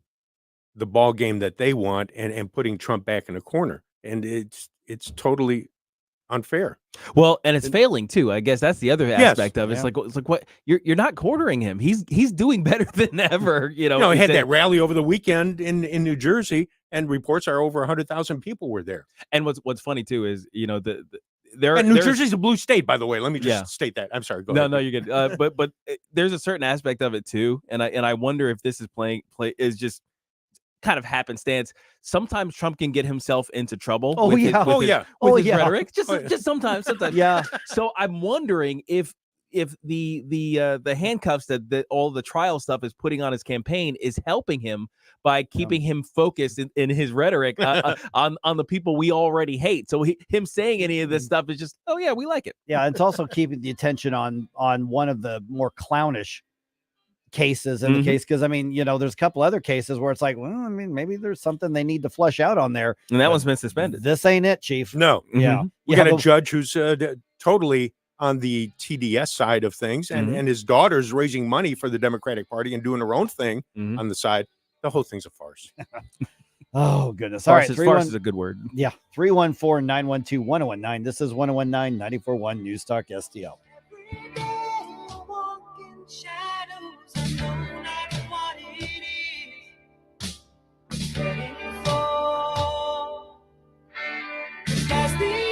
Mike Ferguson in the morning. From the Michael's Flooring Outlet Weather Center. More on and off showers and thunderstorms today as a slow-moving area of low pressure passes overhead. So bottom line, have the rain gear ready once again. But much like yesterday, this won't be an all-day rain. There'll be some breaks in the action. But mostly cloudy to overcast skies will hold highs in the low to mid-70s. We're cloudy tonight. The rain finally moves out. Watch for some fog towards daybreak, down to 58 for the low. Looks like Wednesday may be the only dry day we get this work week. Partly cloudy tomorrow and 77. That's your first alert forecast. I'm meteorologist Matt Chambers. Do you owe the IRS $10,000 or more in back taxes? Are you being audited or investigated? Has the IRS sent you a letter demanding payment? You may not owe what they claim. Make this free call to the tax doctor now. Let them negotiate with the IRS on your behalf. 800-240-4586. 800-240-4586. That's 800-240-4586. This is Larry Connor's commentary on News Talk STL. August 29, 2021. 13 Americans were coming home. Flag-draped coffins slowly carried out of an Air Force plane at Dover Air Force Base. They were the last to be killed in Afghanistan when approached by a suicide bomber. Their families were there to welcome them home. the president was there, but not really. Families told of Biden looking at his watch repeatedly while the caskets were unloaded. They were unloaded with dignity and honor, but Biden was looking at his watch. USA Today did a fact check and basically claimed the families lied, but USA later had to do a retraction. Jen Psaki, who was with the Biden White House at the time, now at MSNBC, has a new book out that claims the president looked at his watch only after the ceremony ended. There are numerous photos showing he looked at his watch repeatedly. So now Psaki will make a correction in any future reprints.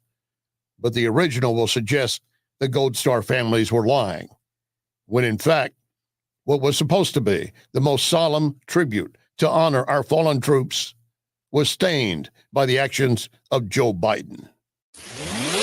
Get more Larry Connors on Larry Connors USA. Tonight at 6 on News Talk STL. Hey, this is a great time to get fantastic deals at Ackerman Toyota, #1 volume dealer in the area. Why? Very simple. They want to make you happy. They'll come up with a deal that puts you in the driver's seat. You'll be smiling as you drive off the lot. You got to trade in? You're going to get top dollar from Ackerman. Looking for a premium used car or truck? Ackerman is the answer. Ackerman Toyota at Hampton and 44. AckermanToyota.com. Ackerman Toyota for life. Tony Colombo here for Cadre Asset Management. A cadre is defined as a small group of people specially trained for a particular purpose or profession, and that is the role that Cadre Asset Management can play in your financial journey. Learn more about how they can help secure your financial future by following Cadre Asset Management on Facebook, or just go to cadreassetmgmt.com. Cadre Asset Management is a Missouri-based independent advisory firm licensed under and securities and investment advisory services offered through Founders Financial Securities, LLC, a registered investment advisor, member FINRA SIPC. Man, what a great party you're throwing here. This wasp nest is great. Yeah, man, we got about 70 wasps in here. Too bad we can't fit any more wasps in here. It looks like they're having fun outside, stinging all the kids. Oh, man, who just pulled up? Oh, no, it's the pest control company again with those green wheels. They seem to kill every one of my parties. This is Derek, the owner of All Solutions Pest Control. Give us a call today at 636-486-7888. Learn more about our special $67 offer. You can visit us online at allsolutionspestcontrol.com. If a pest-free home is your goal, call All Solutions Pest Control. St. Louis's new choice for conservative talk. Thank you for the opportunity to let me vent here. Live and local. Way to be, guys. 1019 all the way. This is News Talk STL. I am home.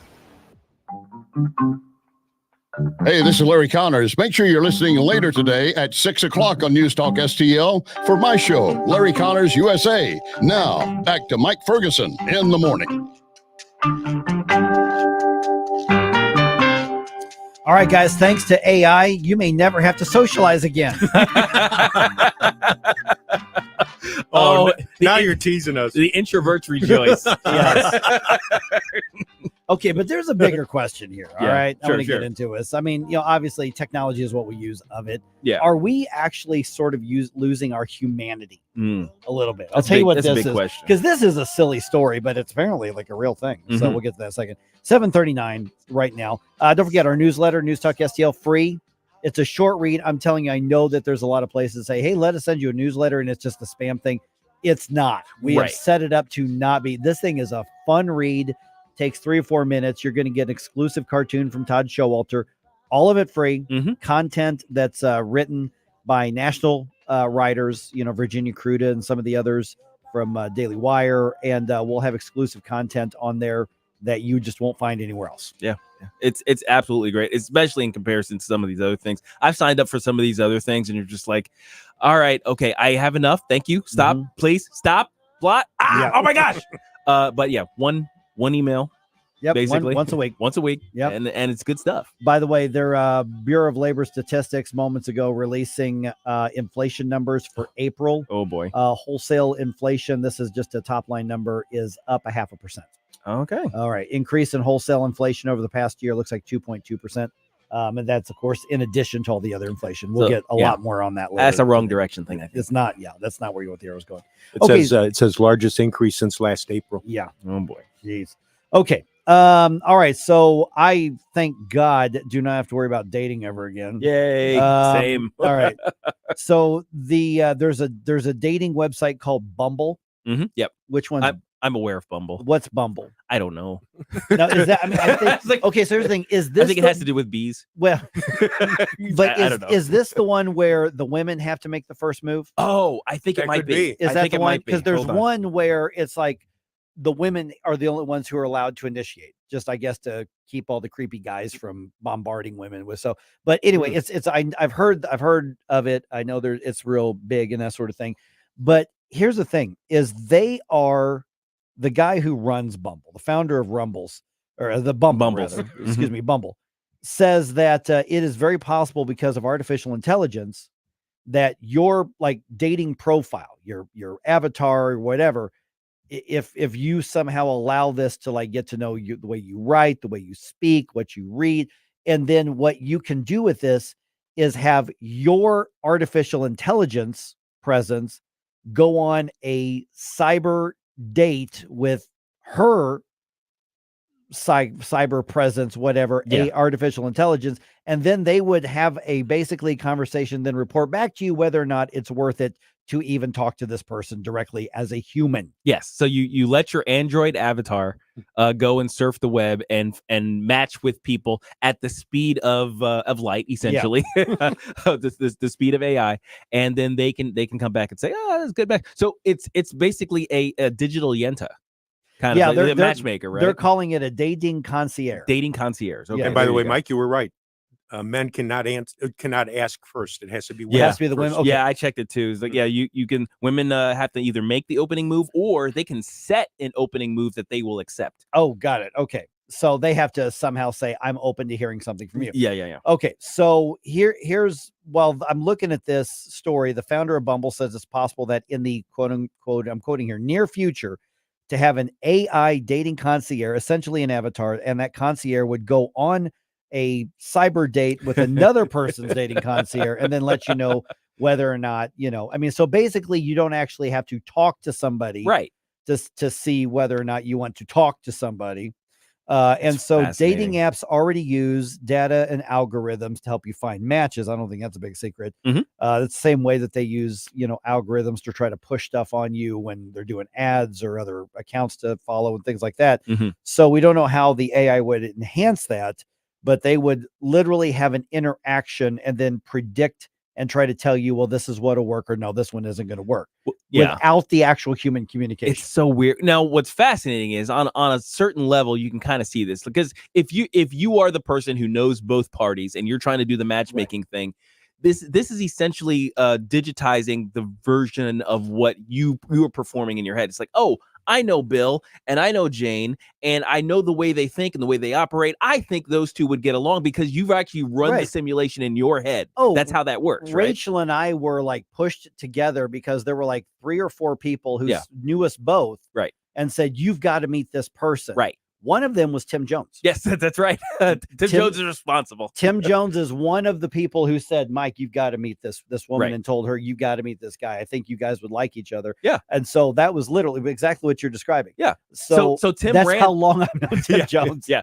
So Tim ran that simulation in his head, basically. So what we're saying is, what they're saying is, I should say, what Bumble's saying is that the AI is doing it for you now. It's running the simulation. Now we may need to pick this up here in a I in think a so, minute or because there's two. a bigger societal thing here. But here's the question I've got. And I've got the question is, are we losing our humanity? Not because a dating app's gonna do this, but we've got artificial intelligence that tells us what we should be reading.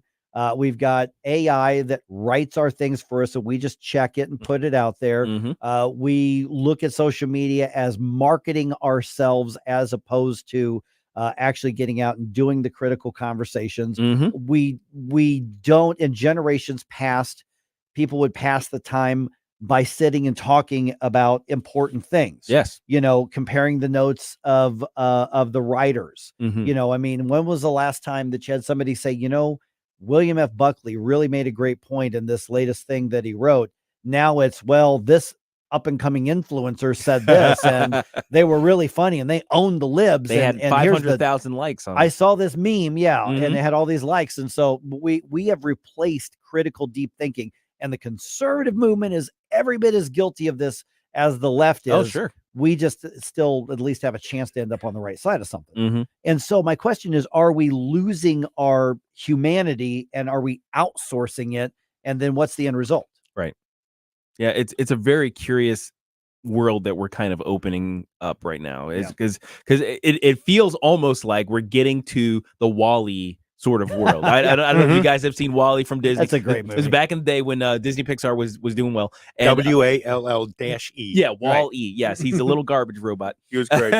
and the whole premise of what society was like back, then in that movie is that, the future had gotten to the point where robots do everything for us. All we have to do is sit in our chair. The AI that drives the ship is doing its thing. The AI that runs all the things that we want is doing its thing. So we sit in our chair, our little floaty chair. We stare at a screen all day, every day. We eat the food that we tell the robot to bring us. And that's it. We never actually interact physically with any other person.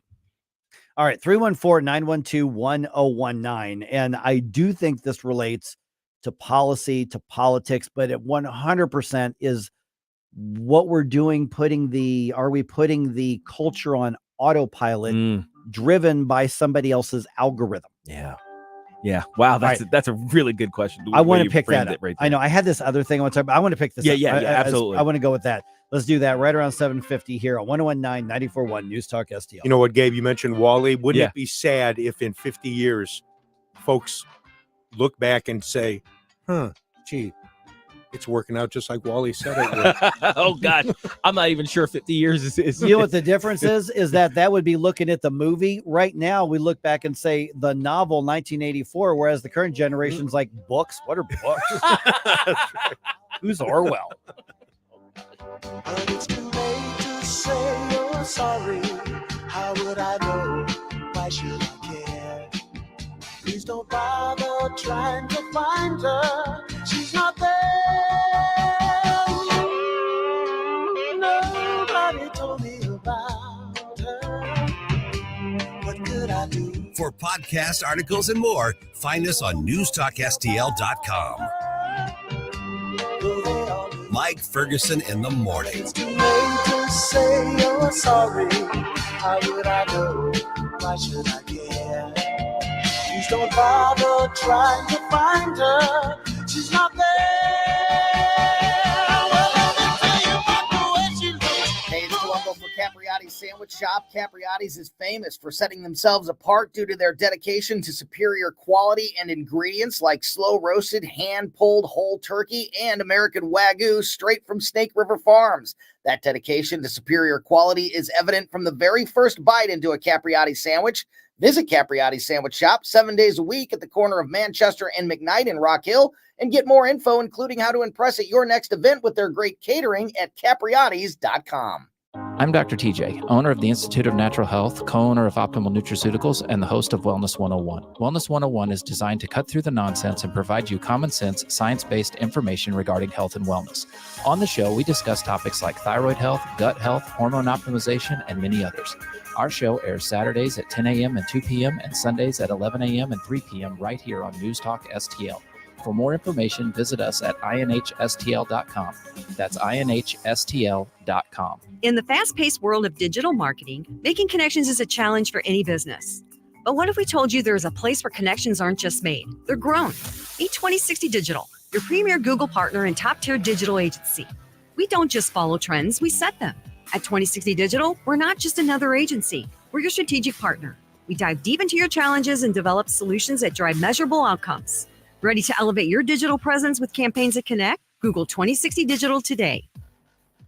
Paid for by Christian Care Ministry. You know, it's true. Difficult times have a way of focusing us. We have to think about what matters most when it comes to our spending, our healthcare. This is why so many people are joining MediShare right now. MediShare is a trusted way to save up to 50% on your monthly healthcare costs. More than 400,000 people have already made the switch, especially now during this challenging season with healthcare costs and out-of-pocket expenses going up. MediShare can save you a lot of money. The typical family saves $500 a month. MediShare works too. It's been around for 30 years. Members have shared more than $5 billion of each other's bills. There are different options to choose from to fit your budget. I'll give you the number here in a second. And if you call, you can get a price within 2 minutes. maybe now is the perfect time to make the switch and start saving. Here you go. Call 855-51-BIBLE. That's 855-51-BIBLE. 855-51-BIBLE. This hour of Mike Ferguson in the Morning brought to you by Window World. Simply the best for less. 314-993-1800 or visit windowworld.com.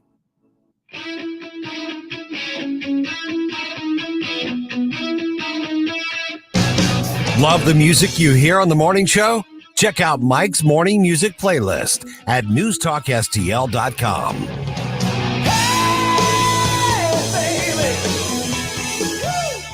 I want to pick this up. Yes. Where you're at. And then you just said something in that information break that caught my attention too. It's relevant. We started talking about this silly thing, this silly story, where a dating app, Bumble, the founder says, yeah, we're, or he said we, I think he meant his industry. I don't know if he said them. Yeah. They're working on programs that allow your, I guess, profile. Yeah. Like a digital representation of you. Do an initial like cyber date with somebody else's profile, and then they'll report back as to whether or not you should even talk to this person. Right.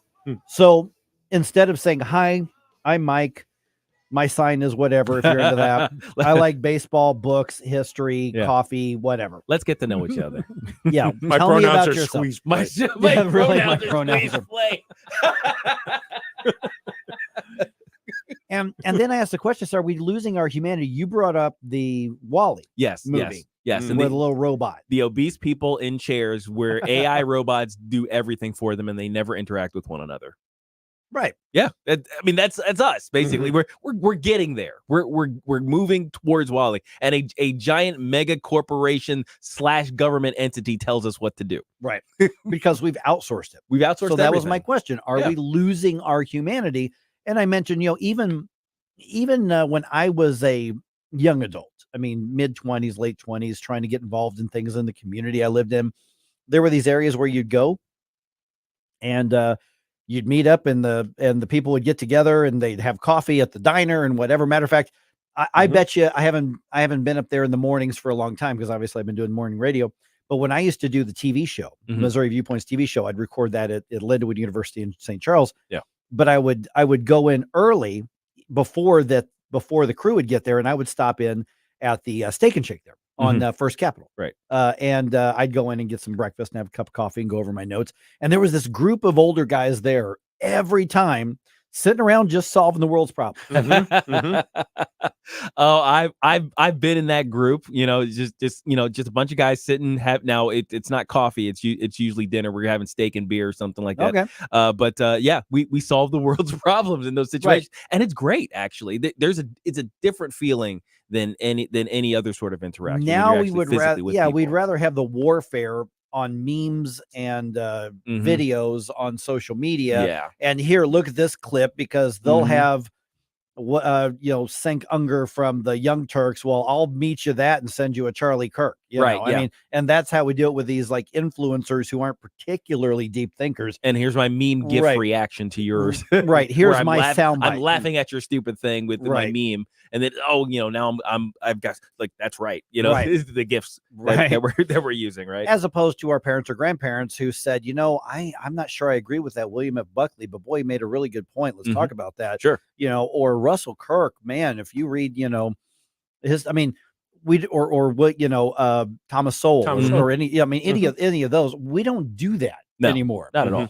Now we look for somebody who says something that we want to say, and we outsource it to them. Yes, they said. And by the way, they get clicks and revenue. They said it in a very witty way, and they made the waves in the social media space. They got enough attention so that you get all of the media clicks, like you said. So this has got 500,000 likes. It says what I want to say, so I'm going to share it and show you that there are 500,000 other people who think the way I do, and they would want to say it this way too. When Kathy and I moved out to Washington, I honestly expected to see more folks interacting on porches. For instance, this past weekend, we celebrated our 49th anniversary. Hey, I didn't know that. Jeez. Yeah. I did not know that. Happy anniversary. Man, happy anniversary. Thanks very much. So we went to dinner, came back, and also over the weekend, we did some gardening.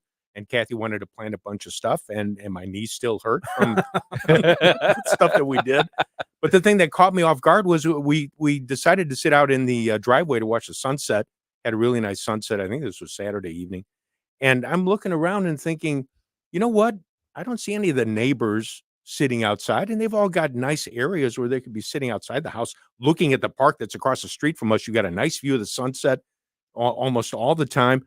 Nobody ever comes out and sits, and Kathy likes to do that. We sit out on the driveway for a half hour or an hour or so, watch the sunset, and I'm looking around. I realize it's not like it used to be, because I think in the past you would have had families sitting out either on their porch or the front steps and just watching and chatting and discussing things, and we don't do it anymore. And you figured moving out of the city, you get more. Yeah, because I wasn't worried about drive-by shootings. Exactly.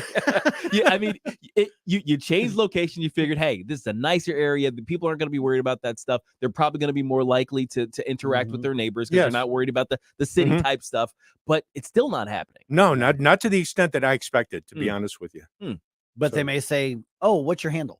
Oh, you got Twitter? Yeah, you're on Twitter. Yeah. Like, hey, I'll friend you on Facebook. Yeah, we're good. I'll share a picture of the sunset that I took 3 years ago, and we can both talk about that. If you comment on the picture of the sunset, we don't have to worry about viewing the sunset together. I took my mom to brunch for Mother's Day, and the waiter asked me what my Instagram handle was, because then they could, if I'm following them on Instagram, they could send deals. Yeah. And I made the joke. I'm like, I was told by my daughter and my wife, I'm not cool enough to be on Instagram. Right. And my wife goes, oh, pardon me, I have Instagram. So she was just calling you out to be much cooler than you. Thanks, Mom. You and your Instagram with all these kids these days. I'm telling you. All right, we're going to look at one of the area state representative races. Got a challenger to one of the Republicans in office right now. We're going to talk to him at 8:05. The Herzog Tomorrow Foundation provides private school tuition scholarships through Missouri's new Most Scholars program to cover the cost of accessible, high-quality schooling. Hi, this is Myella Esser with the Herzog Tomorrow Foundation. Our private school tuition scholarships wouldn't be possible without the support of generous Missouri taxpayers. If you're a Missouri taxpayer interested in redirecting your tax dollars and sending them to Missouri students in need of a better education, please contact me at herzogmostscholars.org. Better education for students creates a better tomorrow for all. Learn how you can help provide a better education for Missouri students at herzogmostscholars.org. That's herzogmostscholars.org. Also, sign up for The Lion, an initiative of the Herzog Foundation that carries articles covering a wide range of issues facing American families and culture. herzogfoundation.com. That's herzogfoundation.com. Tim Jones here with Dr. Kim Patton from Comprehensive Integrative Healthcare. Kim, you focus on the treating of neuropathy. What are the signs of neuropathy? The most common symptoms are numbness, burning, cramping, usually in the hands and feet. Tell me about the success you're having with your Restore Neuropathy treatment program. Tim, our program includes 8 distinct steps, offering a unique experience from other treatments. No surgery, no addictive medications, and we are seeing a success rate of 95%. Kim, that is incredible. How can people learn more? Visit us online at CIH.health. That's CIH.health. Tim Jones and Chris Arps in the afternoon. Speaking with Randy Tobler, Dr. Randy Tobler. I think that it's gotten to the point where everyone has so much dirty laundry, where everyone just sort of covers and they don't want to really expose. They don't want to dig too deep. I won't get too close to your armpits and smell them if you don't get too close to mine, to put it in a very crude way. But I think that makes the point. Tim Jones and Chris Arps, weekdays at 4 on News Talk STL. KLGY HD3 Clayton, K270BW Belfast, KNBS Bowling Green. This is News Talk STL at 1019, 94.1, and always streaming at newstalkstl.com. News this hour from townhall.com. I'm Rex Thomason. America's top diplomat visits an ally that's fighting for its life with more than just a little help from the U.S. Secretary of State Antony Blinken has arrived in Kyiv on an unannounced diplomatic mission to reassure Ukraine that that it has American support as it struggles to defend against increasingly intense Russian attacks. The two-day visit comes less than a month after Congress approved a long-delayed foreign assistance package that sets aside $60 billion in aid for Ukraine, much of which will go toward replenishing badly depleted artillery and air defense systems. I'm Charles Dillathesman. The government moves to thwart a Chinese real estate purchase near a strategic American airbase here in the U.S. President Biden issued an order blocking a Chinese-backed cryptocurrency mining firm from owning land near a Wyoming nuclear missile base. The order forces the divestment of property operated as a crypto mining facility near the Francis E. Warren Air Force Base. It also forces the removal of certain equipment owned by Mine One Partners Limited, a firm that's partly owned by the Chinese state. The move was made in coordination with the U.S. Committee on Foreign Investment in the United States. Keith Peters reporting. Going somewhere? A lot of us will be heading out over the next holiday weekend. AAA is predicting an increase in travel this Memorial Day weekend nationwide compared to last year, and the second highest on record. The agency says nearly 44 million people will go 50 miles or more from home. That's a 4% increase over last year, and that comes close to matching 2005's record high. Correspondent Tasha Stevens. Wholesale inflation surged last month, the producer price index soaring 0.5% March to April. On Wall Street this morning, the Dow futures now down 5 points. NASDAQ futures off 33 points. More on these stories at townhall.com. This is a special alert to all Americans who own a vehicle with less than 200,000 miles with an auto warranty about to expire or with no warranty coverage at all. Due to a decline in the economy, CarShield is announcing a low-cost month-to-month vehicle protection plan that is now available to the public to save any driver out-of-pocket expenses on future auto repairs. Call now to find out how you can pay almost nothing for covered auto repairs. Yes, you heard that correctly. Pay almost nothing for covered auto repairs. An open phone line has been established for all drivers to call for a free quick quote. Call 800-355-4107 now. Drivers who are covered will not have to pay for covered repairs again. This protection plan is at an all-time low. Additionally, drivers who activate this vehicle protection today will also receive free roadside assistance, free towing, and car rental options at no additional cost. Call us for your free quick quote today. 800-355-4107. That's 800-355-4107. What do you have to lose? Call 800-355-4107. Again. From the Michaels Flooring Outlet Weather Center.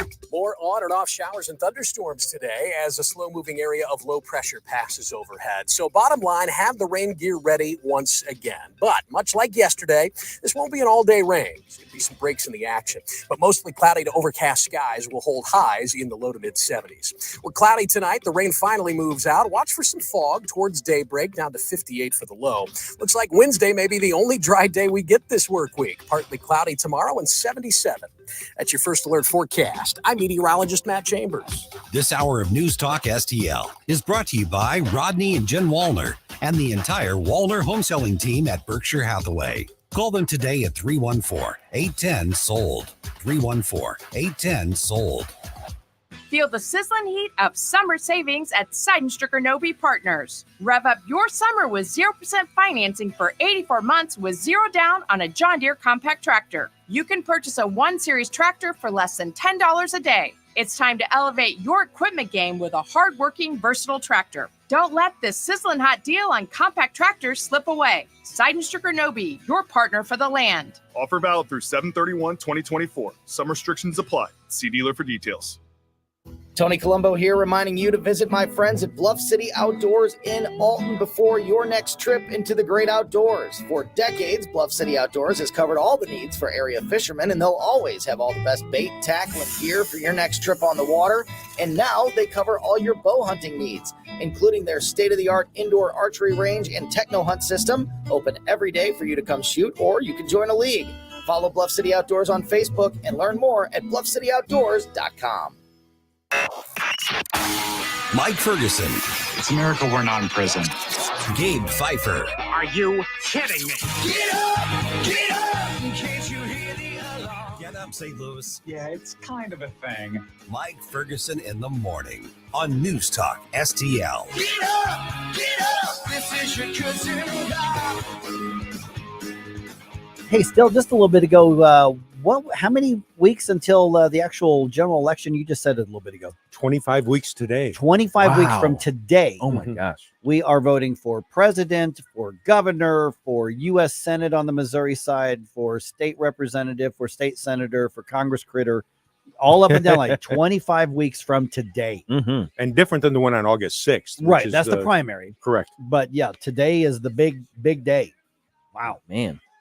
That's going to get here before we know it. So here we are. It's we're off to the races, man. Speaking of the races, we're going to look at one of them on the Missouri side right here. By the way, it's 8:05 right now. I'm Mike Ferguson. Got Gabe Pfeiffer here. Got Stel Ponticus here. And just ahead, we're going to dump some news on you, giving the update on what happened at Washington University's commencement. Did some of the protesters get stupid? Yep. Oh, gosh. But WashU, I think, handled it as well as you could. And you know I'm a critic of WashU. So I'll give you the update on what actually happened on that. All right. I'm now joined by Scott Ottenburg, who is one of the city council members in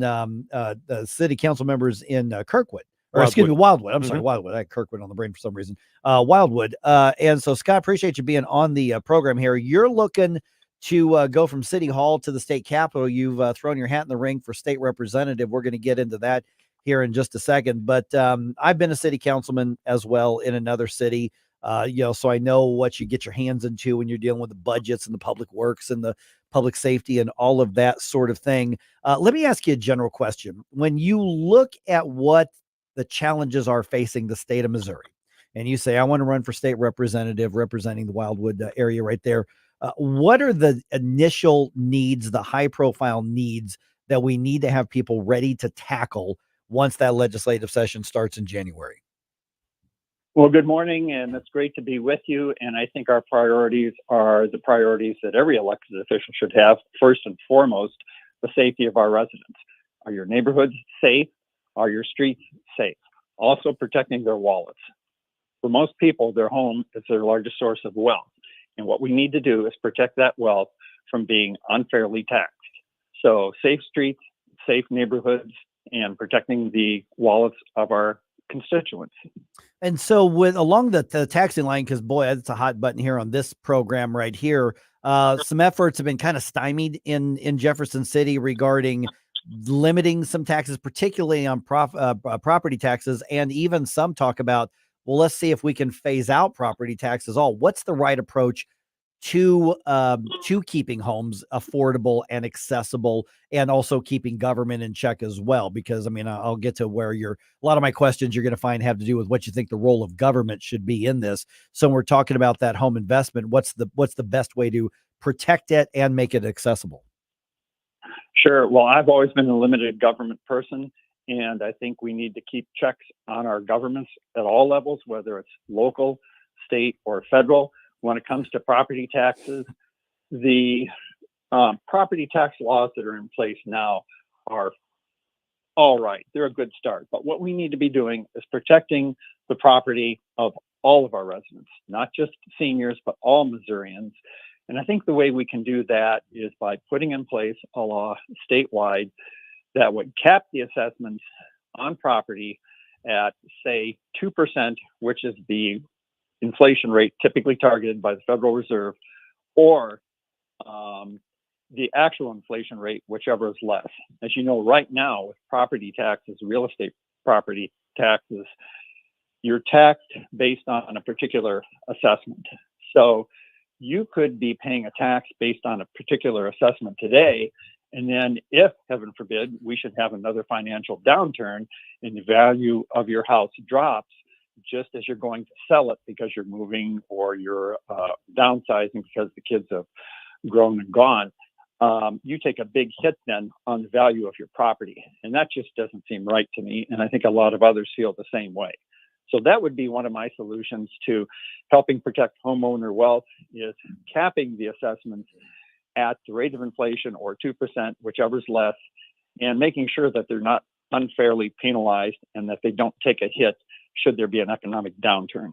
Morning, Scott. Gabe Pfeiffer here. So we've had candidates on air with us who kind of span the gamut in terms of their tax policy overall. Just wanted to get a feel for where you stand in general. We've got people who say we shouldn't have an income tax or a personal property tax or even a real estate property tax, and we should just go to have a consumption tax. Where do you think the government should fall in that regard? How should we be funding in your world if you had your druthers? Well, I think the first thing we need to do is have transparency, and I think we need to start by having the government take responsibility for the budgeting process. In other words, too often today, many governments, whether it's state, local, or federal, what they do is they simply take a look at how much revenue is coming in, and they say that's how much we need to spend, or how much we have to spend. And instead, what they should be doing is starting with a clean slate each year, saying, this is what we need to do to keep our residents safe. This is what we need to do to have safe streets. Build a budget based on that, and then take a look at the revenue that's available. Okay, so obviously the state budget, to your point, Scott, we're visiting with Scott Ottenburg, who's running for state representative, is maybe, I would say, the biggest job, particularly of the House of Representatives, is to come up with that state budget. How do you prioritize what should be? And I think what you're describing used to be called like zero-based budgeting, meaning you start with zero every year, every department, and then you say, here's what you need and budget based on that, as opposed to, we need this percent increase every year, which is how government grows like crazy. But what would you set as the priorities as how, or I guess, a budget is a moral document. I mean, maybe not a religious or anything like that, but it's saying this is what our priorities are. This is what our values are. This is what our government should be doing. Here's what it should not be doing. How do you approach as a state representative, how you construct that budget to handle the money from the people of the state and, decide what to take and what not to take? So I think what we do is first and foremost, go back to what we were talking about earlier in our conversation, and that's prioritize the safety of our residents. First, let's start with safety. The job of any elected official should be to protect their constituents. So let's make sure we have proper police and fire protection in all of our communities across Missouri. Let's make sure our streets are safe. Safe in terms of proper signaling, maintenance of highways, and making sure that people can come and go to their homes and feel safe about doing so, making sure that they can look out the front window and see that their kids are safe. We prioritize safety first. Then I think we take a look at protecting the wallets of our residents and making sure that they've got the money that they need in order to provide for their families. Scott, when it comes to education, obviously, the biggest expenditure generally in the state. What's your take on what level, if any, of education freedom or school choice should be the rule, should be the law in Missouri? Well, I think we have to have a couple of priorities. One is, first of all, we need to encourage parental involvement in the development of curriculums for our children. No one knows their child better than a parent, and that knowledge combined with the expertise and professionalism of our teachers can result in the best curriculum for each individual student. I think that's how we maximize each student's potential. In some cases, it might be a special program that a child needs. In some cases, it might be some additional education outside the public school system. To provide maybe help for somebody who is an exceptional child, who has an exceptional talent, and who just needs some additional educational opportunities. Would you support expanding school choice in the state? Yeah, I think school choice that provides parents the opportunity to maximize the potential for their child is something to take a look at, and anything that helps a parent get the best education for their child is something that we need to be looking at. Okay, we're visiting with Scott Ottenburg, running for state representative. So I've got to ask the question, because you are challenging an incumbent right now. You're in Justin Sparks' district, I guess, 110. So Justice, that's correct. Yeah. So, I mean, you've got one of the more conservative members of the House right now. Why throw your hat in the ring? Why should you replace him in office? What makes you a better fit for that?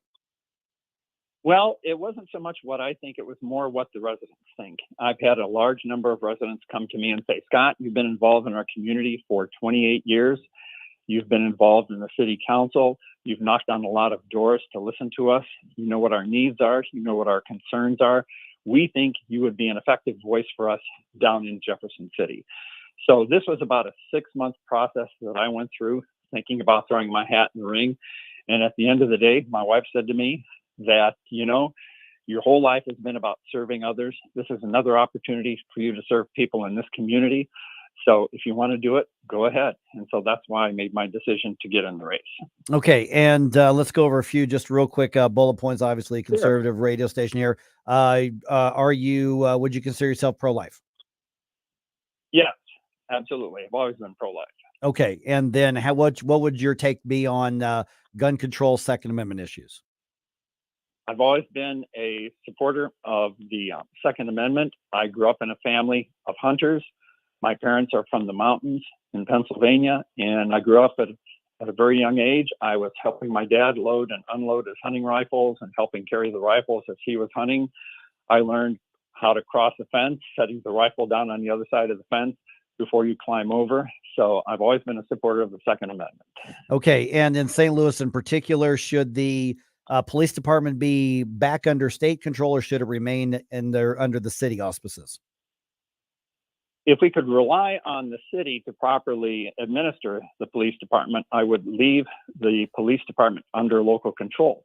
However, it seems like the city recently hasn't been able to properly administer the police department. So I would say state control is needed, at least for a period of time. Yeah. Okay. All right. And we're going to give out your website information here in just a second. And then I guess what was the other thing I was good? We covered taxes, covered, the life issues. Obviously, yeah. Give me your thoughts actually right now here, the last week of the legislative session. Oh yeah. When you look at what's happening in Jefferson City, and it's kind of funny because I remember when the Senate ran very smoothly all those years ago, and then the House was a big mess, and now the House runs a little bit better than the Senate does at this point. How would you assess the current legislature and the Republican supermajority as far as getting the work done that needs to be done for Republicans or for conservatives? Because unfortunately, not all Republicans are conservatives.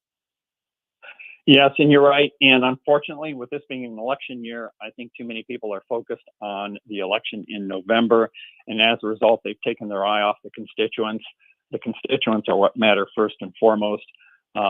And you have both sides, both the Republican side and those in the loyal opposition, not wanting to give their opponents a victory that they can take into the election campaign in the fall. I think we still need to get back to thinking about why it is we're in the legislature or in the city council or on a county council to begin with. And that's because the constituents elected us to get something done. And as I go door to door in my campaign, the number one thing I'm hearing from my constituents is you need to get something done. We're not electing you to be disruptive. We're electing you to get something done on our behalf. And what are the things that they want you to get done specifically? A lot of talk about the freezing the assessment on real estate property and keeping an eye on government spending, those and crime. Those are the issues that I hear from time and time again. Okay, Stel, can I sneak in one more question here? I know we're a little over time, but we got Sure, time go for another ahead. minute. Yeah. Okay, so let me follow up because you mentioned crime a couple times on that. What does an effective crime, I guess, policy look like that's actually going to make us safer? Because that looks like a lot of different things to a lot of people. But from your perspective, and again, like I said, I've been on a city council myself, so I've done that same work that you're doing there as well. What is it that should change in policy when it comes to keeping people safer, not just in the St. Louis region, but all around the state, because the needs are different depending on where you are in the state? Yeah, and there's a couple of types of crime that seem to be common all throughout the state. Vehicle tampering is one. We see that in all of the communities where somebody comes in, drives the car into the community, a couple of people get out, they walk down the street, and they're flipping the car handles on the cars to see if they're unlocked. And if they're unlocked, they rifle the car within about 30 seconds and they move on. We passed tougher penalties on vehicle tampering here in Wildwood. And since we passed those tougher penalties, we've seen the number of car break-ins and car thefts drop. So that's something that we can do, I think, on a statewide basis that can reduce local crime. All right. And the website is Ottenburg4Missouri.com. Guys, did we tag him on social media already? Yes. We did. All right. So we've already tagged you on our social media, Scott. All right. Appreciate you giving us kind of an update on the campaign and what it's going to look like there. Thank you very much. It's been great to be with you this morning. Thanks, all right. Scott. Once again, Ottenburg4Missouri.com if you want to learn more. All right. 314-912-1019. Got some news I'm going to dump on you here in just a minute, including the update on what happened at Wash U's commencement. Let's do that right around 8:22.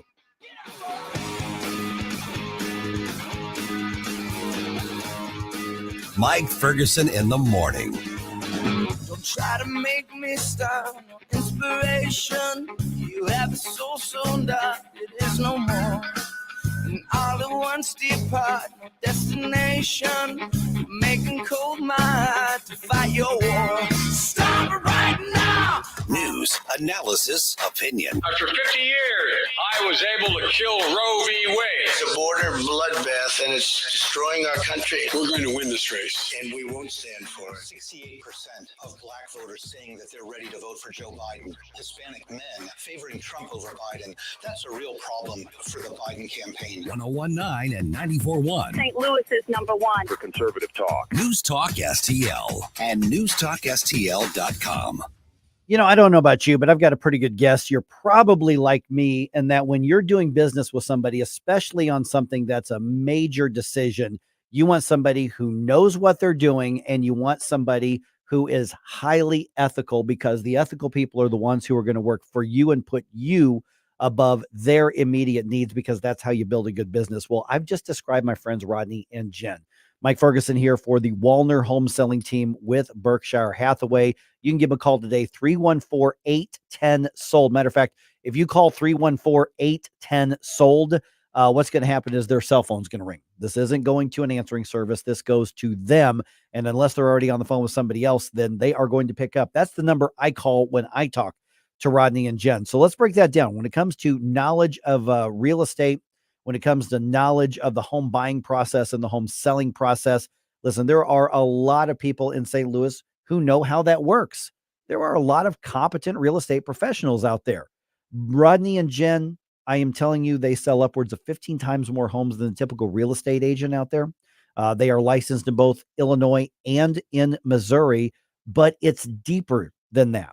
It's not just a matter of they tell me they're going to tell you how many bedrooms and bathrooms you want. I'm going to enter it in, and then let's go on a tour and start looking at homes. They want to get to know what you want this purchase to do for you. Oh, you want to live in this area because it's closer to work, or it's going to be in this school district, or you're upsizing because your family is growing, or you're downsizing. What do you want the investment to do for your family? That's all part of the picture. Matter of fact, at one point when my wife and I started talking to Rodney and Jen about this cabin that we're going to be, getting in East Missouri, one of the first things after Rodney and Jen were asking, okay, what are we doing with this? And I gave him the picture, and they gave me some comparables to give us kind of an idea of what the market's looking at. And he goes, and Rodney said, Mike said, if I were you, I would hold off just a little bit because the market conditions are likely to change. You're likely going to have better options a little down the road. And I thought about that for a minute. I went, there was somebody who works in a business of real estate. He does not make a living unless he is selling properties. And his priority was to give me advice that was better for me than it was for him at that time. I'm not doing business with anybody else other than Rodney and Jen Wallner. That sold me right there. And the more I've gotten to know them, just the more impressed I am with them as people. These aren't just the people you want fighting for you when it comes to real estate. You definitely want that because their passion is taking care of and empowering your family to make the right decisions. But they're just good people. They're honest, ethical people. They are involved in St. Louis. They are part of St. Louis. They are not just the best at what they do because they understand real estate. It's because of their passion for taking care of people. They serve you through their business, and that's why they've been successful. Give them a call today, 314-810-SOLD. I am telling you, you talk to them for a couple of minutes, and you're going to see what I see. There is a difference. There really is. 314-810-SOLD. Springtime in St. Louis means one thing. That's right. Golf is back, baby. Whether you're a beginner or a scratch golfer, you're sure to enjoy your golf experience at Sugar Creek Golf Course. Sugar Creek is a scenic and challenging course and well suited to golfers of all abilities. Located in High Ridge, just 10 minutes from 270 and Gravois. At Sugar Creek Golf Course, our courteous and professional staff has one goal: to make sure your golf experience is enjoyable. To book your tee time or to learn more about the special event and banquet facilities, simply visit sugarcreekgolfcourse.com. Thanks for taking my call. News, analysis, opinion. Radio news junkie. Love every bit about it. News Talk STL. Hey, this is Rob Carter. Join me weeknights at 8 p.m. as I challenge our politicians, expose the political press, and analyze pop culture. It's the Rob Carter Show, weeknights from 8 to 10 p.m. here on News Talk STL. Now let's get back to Mike Ferguson in the morning. The Morning News Dump. Are you joking? Is this a joke? Listen, folks. The Morning News Dump. Establishment Republicans delayed initiative petition reform, and now Democrats in the Missouri Senate have the chance to kill it off. Yeah, exactly as we predicted. Yeah, think of it this way. It's the Republicans, and I'm talking about the establishment Republicans. What they want is for the Democrats to run the victory lap over killing initiative petition reform. We said back in December and January, what's going to happen is the establishment Republicans are going to slow roll this. I think that was the term we used back then. That was the term. Yep. They're going to slow roll it, and the whole time say, "Gee, we tried. We're doing the stuff, but you guys, gosh darn it, the system wouldn't let us. The clock ran out. Gosh darn it." Yeah.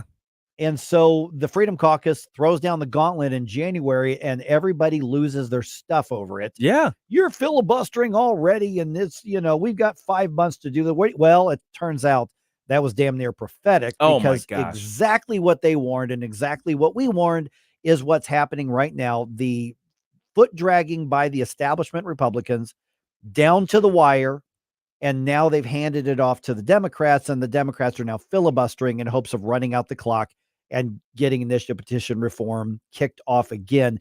In the meantime, there's a constitutional amendment in the works right now that would take 50% plus one to enshrine a radical, extremist, left-wing abortion constitutional amendment into place. Yeah. I got to say, I'm particularly disappointed in Mary Elizabeth Coleman here. Because she's not calling the question. I don't know what's going on. I do not know what's going on there. All right. Now that we're in the final week of the session, anything not passed by the deadline on Friday is going to have to wait till next year. Democrats, like I said, have been filibustering the IP reform bill since yesterday. All right. Wasn't much disruption inside the Wash U commencement ceremony on Monday, despite some loud pro-Hamas protesters outside of the venue. Graduation ceremony happened at Francis Olympic Field, of course. Protest led by the intellectual giants involved in Resist WashU and the St. Louis Palestinian Solidarity Committee. And I'm telling you, those are the brilliant ones. You want them at your party. The Solidarity Committee. Yep. They chanted and held signs and annoyed the decent people. They probably, were encouragement to the bad people, but the decent people were annoyed by them. But they were kept outside of the field. They, at one point, were trying to climb up the back of the bleachers, but the cops told them to get lost. Yeah, seriously. They were yelling and screaming, and you could hear them all the way up to the stage where the commencement speaker was Stifler's mom. Yeah. The big terrorist babies crying about it. Pretty much, yeah. All right. And speaking of the actual terrorist and the Israeli state of Israel that these protesters hate so much, President Biden withholding a shipment of aid from Israel until Israel gives them a plan of attack that the White House wants to approve. Ugh.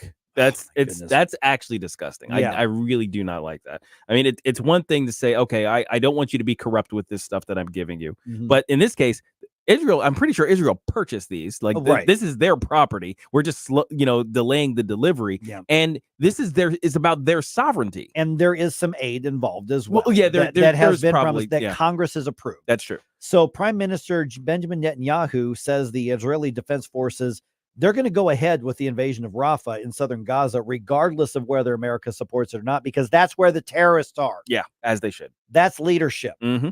Benjamin Netanyahu is a better leader than Joe Biden. Oh, by far. On Mornings with Maria on Fox Business, Senator Rick Scott out of Florida had something to say about the whole situation. What would you do? I mean, they're killing your fellow citizens, and they're telling, and Blinken and Biden want Israel to get out of Gaza. I I mean, who's going to go in? Egypt's not going to help. Who's going to help?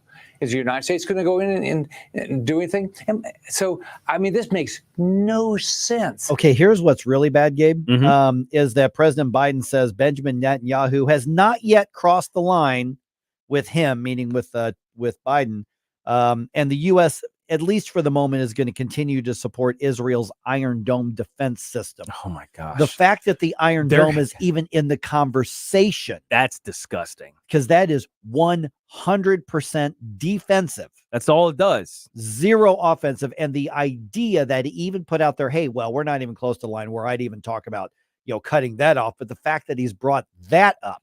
That's huge. Oh, my gosh. Okay. That's a step too far. He crossed the line with me. Yeah. With that whole one, because the idea, and nobody's talking about this, by the way, Israel is still under constant bombardment. Oh yeah. From all over. Yeah. There are areas in the north that are constantly having rockets lobbed at it. And the Iron Dome is the only thing that protecting the civilians there from getting blown up every day. Okay. I'm starting to think you might not vote for Joe Biden. You know what? I think it's possible. I think, that one might be a step too far. That's what did it. Yeah. Because you were teetering on there before. I didn't know. I mean, it's like, I need to learn more about this Joe Biden guy versus the Trump guy. Like, I didn't know. Okay, I'm not a big entertainment news guy. Yeah, I'm not a big entertainment news guy, but this actually involves a St. Louisan. From our own wonderful band at Saturday Night Live, here's David Sanborn. Such good music right here. Yeah. So smooth.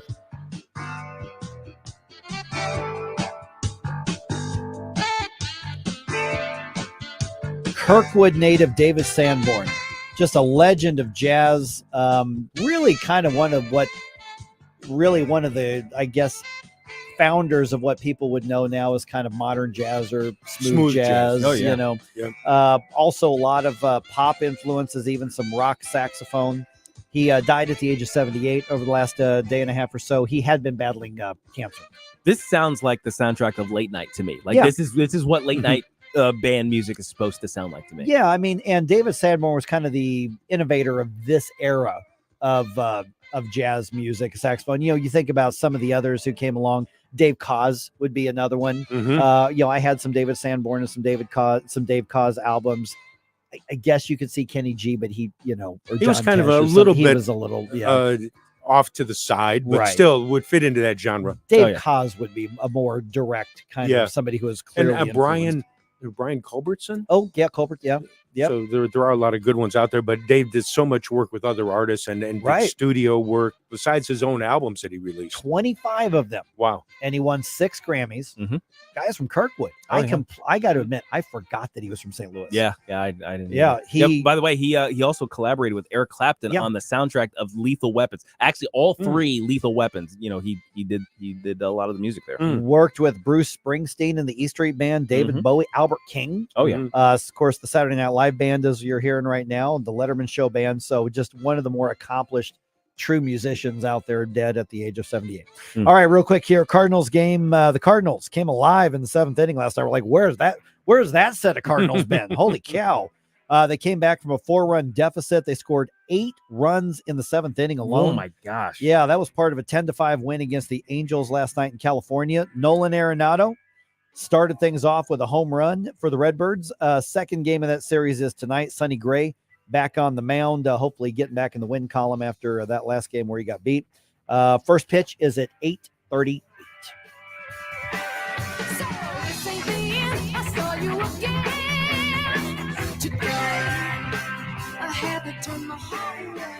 Follow us on Rumble at News Talk STL.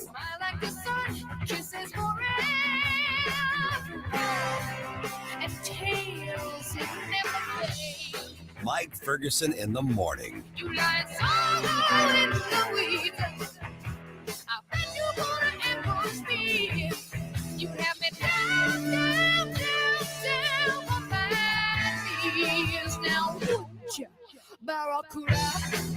From the Michaels Flooring Outlet Weather Center. More on and off showers and thunderstorms today as a slow-moving area of low pressure passes overhead. So bottom line, have the rain gear ready once again. But much like yesterday, this won't be an all-day rain. So there'll be some breaks in the action. But mostly cloudy to overcast skies will hold highs in the low to mid-70s. We're cloudy tonight. The rain finally moves out. Watch for some fog towards daybreak, down to 58 for the low. Looks like Wednesday may be the only dry day we get this work week. Partly cloudy tomorrow and 77. That's your First Alert forecast. I'm meteorologist Matt Chambers. Fox News commentary. After last year's Rainbow Mafia overload debacle, Target will dial back the Pride displays this year. I consider this another W in our column. I'm Tommy Lahren. More next. Donald Trump Jr. here. Since January of 2021, the cost of living has increased by 17.9%. You can't get that money back, but you can stop your losses by diversifying into a gold IRA from my friends at Birch Gold Group. To learn more, get your free info kit on gold IRAs by texting the word SHELTER to 989898. That's SHELTER to the number 989898 to get your free info kit from Birch Gold now. Message and data rates may apply. Last June, Target went all in and overboard with Pride displays, tastelessly promoting junk-tucking underwear and more. This move was met with well-deserved backlash and perhaps even a lesson learned. Because this Pride Month, Target announced LGBTQ adult apparel and home goods will be sold in select stores only based on historical sales performance. That amounts to about half of its 2,000 stores, a drastic dial back from last year's blowout. But this is bigger than Target. It's a win for decency and common sense. Why should big box stores ram the celebration of sexual preference down our throats and parade it in front of kids? We should be able to shop at family-friendly stores and not be forced to navigate adult items based on adult themes at every aisle. Turns out conservative buying power does hold some weight, and we should throw it around more often. I'm Tommy Lahren, and you can watch my show, Tommy Lahren is Fearless, at Outkick.com. Hey, Tony Colombo here for Gutter Pros. When Christine and I bought our new house, we knew the gutters were an issue, and after meeting the Gutter Pros team, we knew that they were right for us. Gutter Pros is your all-in-one gutter service team that offers a variety of affordable solutions, and they even offer free estimates, so there's no cost to you to find out if they are right for your home, just like they were for ours. If you're having a problem with your gutters, contact the Gutter Pros now, because with Gutter Pros, water goes where they tell it to. Call them at 314-656-7195 or visit gutterpros.com. Caring for a loved one is stressful. It's an emotional time, and we want our loved ones to get the quality of care they deserve. But the cost of long-term care is expensive. In the St. Louis area, it could be $60,000, $70,000, or even over $100,000. Can your savings handle this added expense? Fortunately, News Talk STL listeners have an expert right here. Financial strategist Chris Cooper of Serenity Wealth Management shows families tax-efficient strategies to fund care needs. Whether planning in advance, have health concerns, or living in a care community today, solutions exist to fund the quality of care you deserve. Hi, I'm Chris Cooper, and I'd love to send you a free copy of my new book. You'll learn about strategies to empower you and your family, protect your savings, and make sure your loved ones get the quality of care they deserve. Visit SerenityLTC.com. That's SerenityLTC.com. Investment advisory services offered through Alphi LLC, SEC registered investment advisory. Insurance and education services offered through Serenity Wealth Management.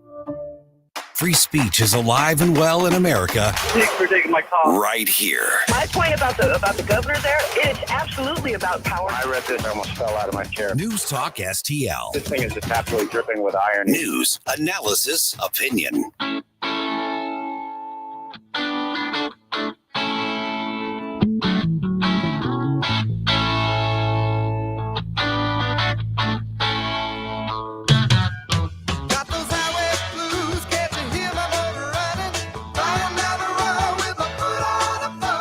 Hey everyone, this is State Senator Nick Schroer. I am the host of Stand and Fight every Sunday night. Right now, let's hear more of Mike Ferguson in the Morning Show here on News Talk STL.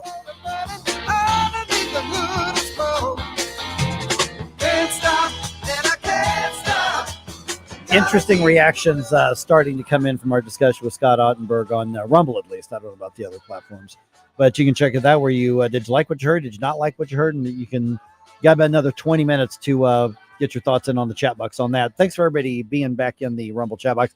Rumble got a little goofy this week. They had some glitches. Yeah. And they affected a lot of not just us. It was a lot of others as well. So they're back up and running. So we're in good shape right there. And I think there was some sort of access process that they changed. And they didn't let Katie know, because Katie's our digital coordinator here at the station. Yeah, guru. Queen. And I don't think they didn't send the queen a note. No.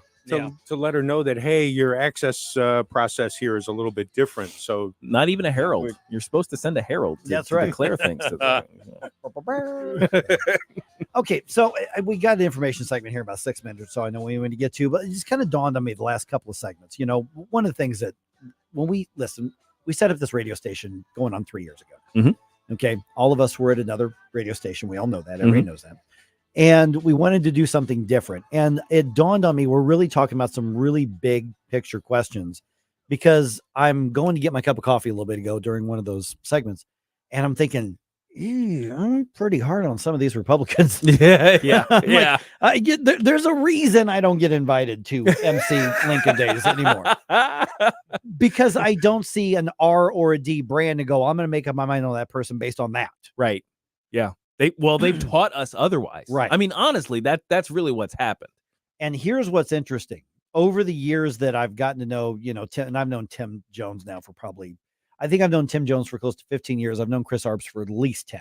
And like you said earlier, Tim set you up with your wife. He was one of them. He was one of them who's like, you've got to meet this woman, Rachel. Literally, there were like 3 or 4 people. There are like 3 or 4 people in this world who want to take credit for Rachel and I meeting and getting married. Tim's one of them. And Tim was one of them. And he's got a legit claim. Yeah, he does have a valid claim.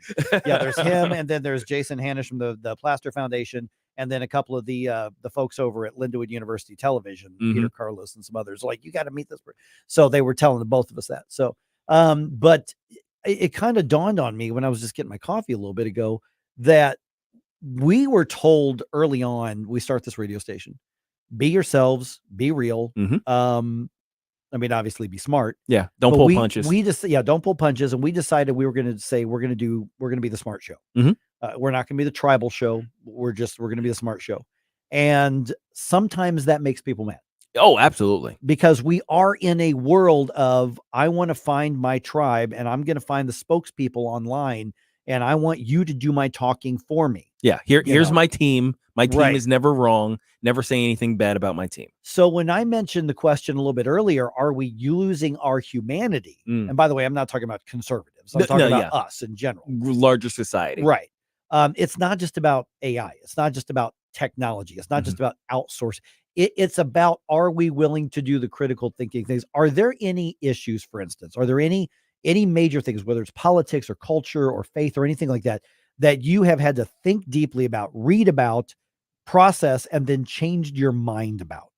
Yeah. Because there's a couple of big ones in my life that I've changed my mind about, because you do the hard work of thinking through things. Yeah. Or debating through things, or reading through things. What about you guys? I mean, is there anything that, I'm not going to ask you what it is if you don't want to talk about it on the radio, but yeah, there's one big one, and that's the role of government in terms of how it deals with drugs. And we've discussed this, we've talked about this, especially with the legalization of marijuana. You and I don't stuff. Totally agree with on that. Well, we're close, but I we're don't think very close. We don't totally agree. And honestly, I think it's more of a matter of process rather than the actual understanding of it. Because I like I've said this before, as much as I hate marijuana and what it's done to things and getting contact highs walking around in Walmart from all the smell of smoke. By the way, quick side note, my mom in town just visiting a couple days, she actually commented on, she goes, everywhere I go, is that what marijuana smells like? I'm like, yes, welcome to St. Louis. That's it. Yeah, there you go. Sorry, go ahead. Yeah, exactly. But as much as I hate all that stuff, and I came from a neighborhood that was ravaged by drugs. I think the role of government as far as drugs goes shouldn't be in terms of banning it or banning its use. It's to just be in mitigating it and making sure that we don't hurt one another while we're messing around with this stuff that we're destroying ourselves with. Right. So, I would actually, if they did a whole, we're going to legalize drugs, all drugs, you can go and to a store and buy heroin. Except the regulation is you have to stay there until your high wears off, or and the store is responsible or something like that. I would actually be in support of that kind of thing. Now that is new. That is absolutely. Yeah, I don't even know. A few years ago, I don't know if that would have been the case for you. No, it was. Okay. It's just I didn't really express it probably well. Part of the thing was, the real big push that we were having with the marijuana thing. My issue is that we were making revolutionary changes when I think the government should, in this regard, should be making evolutionary changes. We should be doing things slower to get to where I think the libertarian view of it should be. Right. Yeah. And that was, and it really was like, for instance, with me, and not everybody's going to know who this is, Harry Brown. I don't know if you guys know who Harry Brown is. He ended up being the Libertarian Party's nominee for president a couple of years. And he wrote a couple of books that really, they didn't shape my thinking, but they led me to challenge my thinking. Yeah. One was called How I Found Freedom in an Unfree World. And another one's called Why Government Doesn't Work. And I made the mistake of reading those books and telling somebody how much I really liked them. And then I've loaned them out and then they disappeared. And so I've had to go, and I think dang it. I bought those books a couple times, and my wife actually found a copy of How I Found Freedom in an Unfree World and bought it for me because mine's long gone. And even yesterday, I'm looking around, I'm like, where's that book? I can't Did somebody steal your book about freedom? The funny part is that my wife may have it up in her office. Yeah, I don't know which, because she's reads, Russell Kirk, and we've actually become friends with the Kirk's family. We've actually, been invited to go up to the Kirk home, and Rachel takes classes, and she goes up to Milton Friedman's home, literally in his home, and leads seminars there. So we're blessed to be able to have access to some of these things. But it all really comes down to, we don't really do that anymore. Even those of us who used to do that. I mean, I've got the books by, Kirk and Burke and all of those, and, Williams, and, all of them. But we don't really do that stuff anymore. We shoot memes at each other. If we do that, we send gifts at each other. GIFs, not gifts. Yeah. With a T. Yeah. We grab a soundbite from our favorite influencer. And there are some influencers who have something to offer. Sure. And you respond with the fire emoji. Right. Yeah.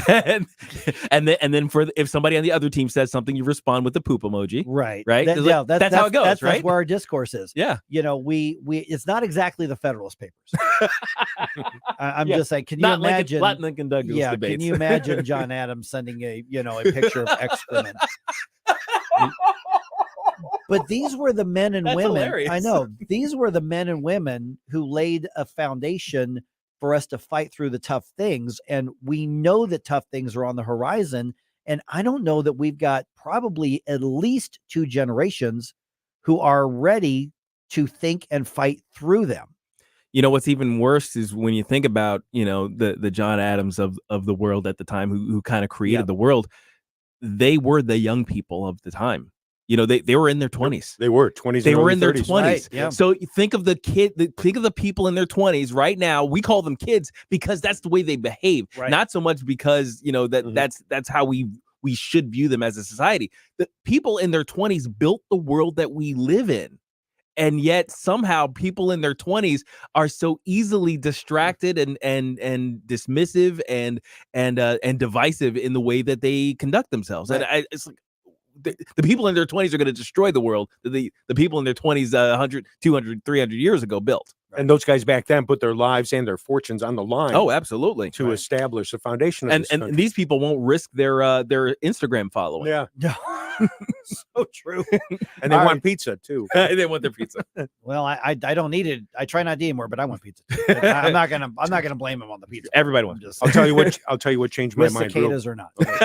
Yikes. Oh no. Oh my goodness. And anchovies? Cicadas No. and anchovies? Nothing. For me, it came down to an eye-opening situation. This was the summer of 72. My mom, dad, and I are in Greece for 3 months visiting my dad's village. We were in Athens for about a week, and I went to play some pickup ball at the local university there. Wound up playing with, I did not know it at the time, one of the pro teams was working out there. So I played with them for a couple of hours, had a great time, sat down on the bench, and the guy next to me started up a conversation. And he said how much he enjoyed me being able to play with them. And he said, you know what, I would have gone to school in the United States, but I can't stand your government. And I said, what do you mean you can't stand the government? And he said, you need to find out the stuff that your government's been doing for the last 20 to 30 years. So I'm a kid. I was sophomore in high school. Sophomore in college in You were 72. SLU at the time. Yes. Yeah. Sophomore year at SLU. And I took that conversation back home with me and started to realize, okay, I'm going to start trying to put some pieces together here. Cause he said, I love you guys as Americans, but I can't stand your government. And I thought, I wonder how many other folks have this type of attitude. And then I started investigating stuff and realized, what went on in 1960 with Mayor Daley essentially throwing the election for JFK to be able to go in and win that election because the Kennedy family came to him and asked for some extra votes. That's just the tip of the iceberg for stuff that's gone on. And I did not realize that all the 3-letter agencies, what our government's done in other countries to overthrow governments. Man, I was so naive back then, but I've learned a lot since then. And sadly, a lot of it's pretty disappointing. All right, 314-912-1019. Boy, that put a damper on things, No didn't it? Way to be a downer, man. How about this? We'll cheer it up here in just a couple of minutes with ways that you can know that you're old. Oh, according no. to all this. Oh, great. Thanks. Happy 49th wedding anniversary, Estelle.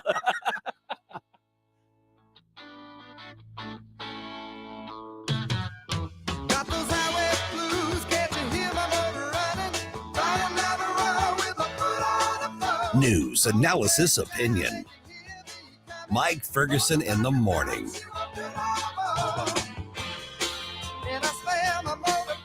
What's the key to maximizing the value of your outdoor space? Satisfaction. In getting a fence or deck that exceeds expectations with the highest quality American-made material. And working with a team that cares about your project as much as you do.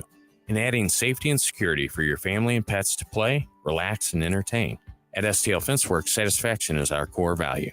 Doing it right the first time, standing above the competition. At STLFenceworks.com, your satisfaction is our passion. Attention farmers, is your material handling equipment coming up short in your operation? A JCB TM Series telescopic wheel loader from Seavers JCB can take your productivity to new heights. Bucket capacities range from 1 yard to 4 yards and lift heights up to 18 feet. Don't miss out on special short-term lease options and put JCB TM productivity to work on your farm for under $3,000 per month. To schedule your on-farm demo, call or visit SeaversJCB.com today. Hey, it's Tony Colombo for the Cleaning Pros at Zero Res. Zero Res knows there's nothing more important than the health of your family, and the health of your home has a direct impact on that, and that's why they have this great offer for the month of May. Book a cleaning now and mention the Colombo special, and you'll get 3 rooms of carpet cleaned starting at just $129. Plus, you can take $50 off your air duct cleaning. Keep your home clean and healthy with the pros at Zero Res. Just mention the Colombo special when you call 314-474-2020 or when you book online at ZeroResSTL.com. In the fast-paced world of digital marketing, making connections is a challenge for any business. But what if we told you there is a place where connections aren't just made, they're grown? Meet 2060 Digital, your premier Google partner and top-tier digital agency. We don't just follow trends, we set them. At 2060 Digital, we're not just another agency, we're your strategic partner. We dive deep into your challenges and develop solutions that drive measurable outcomes.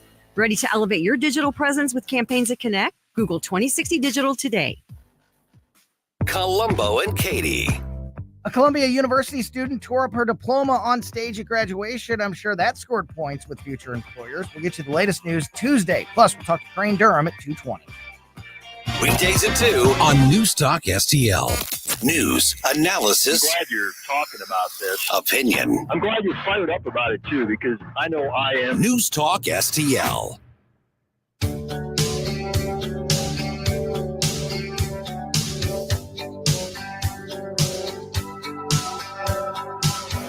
Dan Bongino here. Keep it on News Talk STL because my show starts at 11 a.m. Right now, it's back to Mike Ferguson in the morning.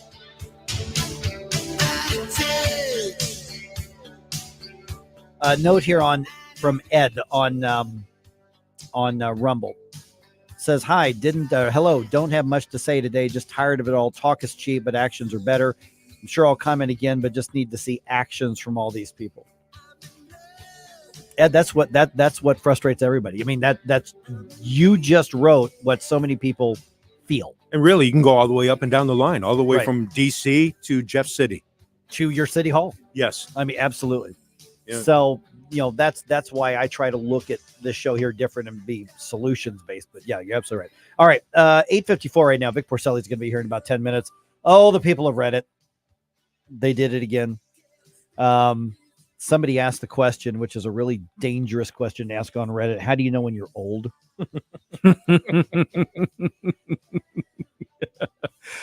It's a good question. How do you know when you're old? I mean, I was old at 12, I think.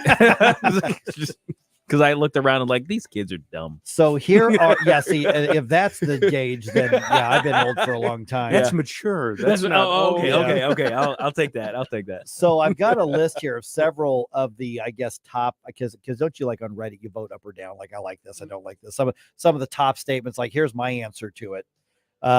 Apparently now, if you say the word badass, I caught myself saying something was badass. That's now a sign that you're old. I actually saw one of those Reels videos of this guy. Is like, here's some of the best grandpa rock. And it was like 90s rock. Oh no. I mean, it was like Korn. Oh, and I'm like, wait, what? Grandpa rock. I'm like, are you kidding me? So Metallica's grandpa rock. Apparently. Okay, so I caught myself saying badass because apparently young people don't say badass anymore. You know what? I think you're right. I think if you're under 20, I think some of the early 20s still say it. How about this one? This one I thought was pretty funny. I started thinking policemen look too young to be in charge of anything. All right, you know what they're talking about. Okay, you know what they're talking about here, right? Not particularly. No. I see this because there are times I'm out, and whether it's at a ball game or just out at somewhere, and I see a cop driving around or walking around, and they're like fresh out of the academy, which means they're like 26. Yeah. And I'm like, well, the kid's not going to tell me what to do. Okay. Yes. Okay. That's what, I agree. Actually, there are a number of people I see they're grown-ups, but I see their face. I'm like, they're a baby, right? They're babies running around here doing stuff. It can't be that I'm old. It's that they're young. No, exactly. Somebody said I started sympathizing with the parents in teen movies. I struck a nerve on that one. That hit me hard once. I think, what was I watching? Was I watching Ferris Bueller or something ridiculous? I'm like, why's he got to do his parents like that? Right. It's like, I would be so mad if my kid was in a I parade told you not to touch my car. Oh my God. This one's totally me. I hate unnecessary noise. Yes. Oh, I'm like, Rachel is a city girl. Mm-hmm. I don't think I'm ever peeling her out of the city, but the older I get, the more the cabin out in the middle of nowhere appeals to me. Oh man, just because of the I stayed at a motel when I went to my brother's graduation, and I had there was a lot of street noise as comparison to my suburban home. No, I don't like this. No. How about this? Somebody said, I consider 9 p.m. a reasonable time to say, well, it's about time to hit the hay. Absolutely. Of course, saying hit the hay. They also hit the hay. Yes. Here's number 10. This is totally me. I have no idea who most of the celebrities mentioned on social media are. Absolutely. That's me. Now, partially as I go out of my way to not know. Yeah. Well, also I couldn't care less. I see pictures from the Met Gala. I'm like, okay, the whole bunch of stupid people dressed like clowns. I don't care about any of them. Makes no difference. And then, of course, when somebody says, unironically, when I was your age, I say that so often. My daughter looks at me like, I'm like, all right, stop. There's the eye roll.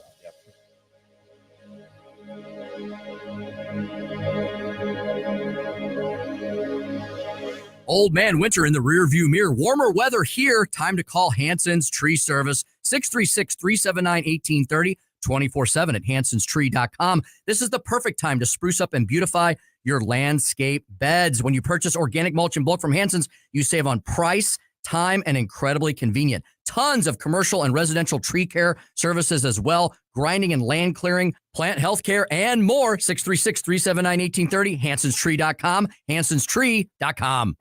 Missouri education officials must be bad poker players. They keep doubling down on the same